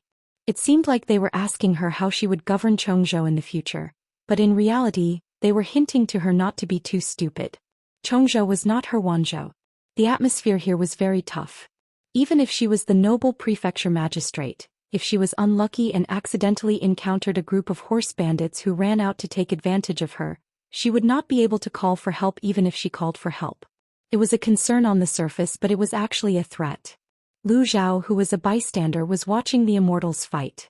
He was excited to watch and was even more determined not to get involved. It was not bad to be a quiet and handsome man, to be a rarely seen sibling clan, and to be free and unfettered for a lifetime. After 3 rounds of wine, Jiang Pingji had already roughly explained her plan to farm land. The heads of the various families all declined. Taking advantage of the chaos in Chongzhou, they used tricks and plunder to annex countless fertile lands and mansions. In other words, as long as there was land in the entire Chongzhou that could be farmed, it was basically theirs. If Jiang Pingji wanted to farm land on a large scale, she would definitely have to borrow land from them. It was fine to borrow things, but she was afraid that once she lent it, she would not be able to get it back. Moreover, why would a weak woman need so much land? Farm land to deal with the northern borderline? Was she out of her mind? If she was willing to sacrifice her looks to get closer to the northern borderline, she might be able to exchange for 3 to 5 years of peace for the people of Chongzhou. None of them were willing to agree. Once it involved their own interests, the heads of the aristocratic families were like the reincarnation of loaches. They were all slippery. One said that they did not have much land. Those were the sacrificial fields of their clan and could not be lent out. One said that their fields were all barren dry land. Even if they lent it out, the crops planted there would not be able to survive. One said that their fertile lands were all within the borders of the 3 cities that the northern borderline had snatched away. In name it was theirs, but in reality, it was all the northern borderlines. There were also people who complained that they were poor. It was not a problem to borrow the land, but they had to pay high rent. They could not let their families starve. Other than that, there were all kinds of reasons that emerged endlessly. It made people speechless. Was this the head of the aristocratic families or the head of the gangsters in the marketplace? Jiang Pingji was not in a hurry. She drank her wine on her own and occasionally talked to Lu Shi. She looked unmoved. The heads of the families were also waiting patiently. When Jiang Pingji lost her patience and panicked, they would be able to gain control. At that moment, Jiang Pingji suddenly said, "Father, do you have enough troops and horses?" Lu Shi smiled. "I think it should be enough." Jiang Pingji said, "I brought 12,000 elites from Wanzhou. Each of them can fight 1 against 5. It is indeed enough." The father and daughter talked in riddles. The others had a bad feeling. As if to confirm their guess, there was a concentrated sound of armor rubbing against each other. "What's going on outside?" Jiang Pingji knocked the closed fan on the table with a bang. The crisp sound broke the tense atmosphere. However, what she said next made people feel like they had fallen into hell. "I have always been afraid of trouble. If you are not willing to discuss it properly, then I can only find another way. Since you refuse a toast, how about drinking a forfeit?" Chapter 887. Everyone was shocked by the turn of events. They did not know that Jiang Pingji was not only a little fairy, but she was also a devil that they could not afford to offend. She flashed her knife at the slightest disagreement. She was completely different from the flirtatious and cheap people they had met before. After all, they were the leaders of the aristocratic families. They only panicked for a while before they calmed down and directed their words at Lu Shi. "Magistrate Lu, what do you mean by this? You sent out invitations and invited us here for a discussion. I didn't expect it to be a planned trap. Could it be that you and your daughter want to resort to violence? Chongzhou is not a place where you and your daughter can do whatever you want. Magistrate Lu, you and I have been officials of the same court for many years. We have a good relationship. Do you really allow your evil daughter to commit murder and threaten us?" Everyone was talking at once. Although they looked calm, they were still uneasy. Judging from the dense footsteps outside, if Lu Shi and his daughter refused to let them go, they would not be able to escape even if they had wings. Lu Shi did not react from beginning to end. He only had a faint smile on his face as if he was watching a farce of monkeys. Lu Zhao, who was watching from the sidelines, was stunned. He hurriedly took 2 steps on his knees. Before he left, he did not forget to grab a luxurious brocade fan with a strong fragrance. "Sister, look at your posture. Don't hurt your brother by mistake." Lu Zhao stumbled to Jiang Pingji's side and looked pitiful. He was born shy, but now he deliberately acted obedient. He pulled Jiang Pingji's sleeve with one hand. He looked weak and helpless, but he could not be hated. Jiang Pingji smiled and used the sandalwood brocade fan in her hand to hit his hand. He felt a little pain and let go. His eyes were full of pity. Seeing him like that, Jiang Pingji said, "Stay here. Don't run around. Otherwise, I'm afraid I won't be able to protect you when things get chaotic." Lu Zhao nodded heavily as if he took her words as an imperial edict. After his heart calmed down, he once again leisurely watched from the sidelines. As he expected, his elder sister, who he did not know the limits of, had terrifying combat power. She would make a big deal out of a disagreement. Although it was a little rough, it was still a good way to establish her authority. One could not use elegant methods to deal with gangsters. Jiang Pingji said, "What do you mean by indulging your daughter to commit murder? When did I want your lives?" The faces of the leaders of the aristocratic families changed. They hadn't expected Lu Shi to be determined to retire. If that was not the case, he would have spoken out to explain or mediate the situation, instead of watching from the sidelines and letting Lu Shi control the situation. If they didn't have any ill intentions, why would they send troops to besiege us? One of them sneered and said, "In this old man's opinion, it's clear that they failed to borrow the land, so they resorted to force and tried to seize it by force." Jiang Pingji raised her eyelids and said with a sarcastic smile, "Snatch? Isn't it?" Jiang Pingji said, In my opinion, this shouldn't be considered robbery. You took it from the hands of the common people by force, forcing them to leave their homes and have nowhere else to go. Now that I have taken the stolen goods from your hands, I am also enforcing justice on behalf of the heavens. How can you say it is robbery? The audience in the streaming room kept cheering for Jiang Pingji.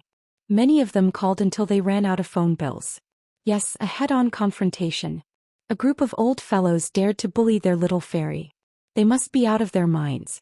Zhujia's Haonan, streamer, confront them head-on. Don't be a coward, we strongly support you. Lanky Yubus. I hate these insatiable vampires the most. According to the streamer's previous analysis, the land in Chongzhou that can support large-scale farming has all fallen into the hands of these vampires. Don't these people have any F***king idea of the trickery? Diwu Luo, what should we do? I feel that this streaming room can't continue. I actually agree with the streamer's opinion. Regardless of the form of robbery, it was robbery. However, Jiang Pingji, the bandit, could describe her robbing behavior in such a dignified manner that her fanboys and girls cheered for her crazily. Many of the audience laughed at themselves and continued to support Jiang Pingji after they finished mocking her. Lu Zhao, who was hiding behind Jiang Pingji, also looked surprised. He had been living in the backyard of the Lu residence since he was a child. He was a nameless and neglected son of a concubine. Fortunately, he was optimistic and steady by nature.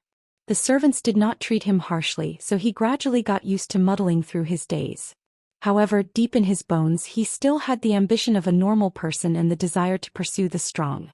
Jiang Pingji's domineering attitude, on the contrary, shocked and fascinated him. It was as if something had suddenly poked at his weak spot. Yes. Sister said that it wasn't robbery, so it wasn't robbery. Lu Zhao stuck his head out to support Jiang Pingji. A lean and strong hand pressed on his head and pressed him back. Jiang Pingji said, "Just stay at the side and watch the show." Who allowed you to speak? As soon as she finished speaking, two tall and strong men of different styles walked in from outside. Both of them wore awe-inspiring armor. Upon closer inspection, it was Fu Wang and Li Yun. The two of them bowed to Jiang Pingji and said, "Greetings, my lord." Fu Wang continued, "My lord, the arrangements outside have been completed." Jiang Pingji smiled and said, "Did you find the assassin?"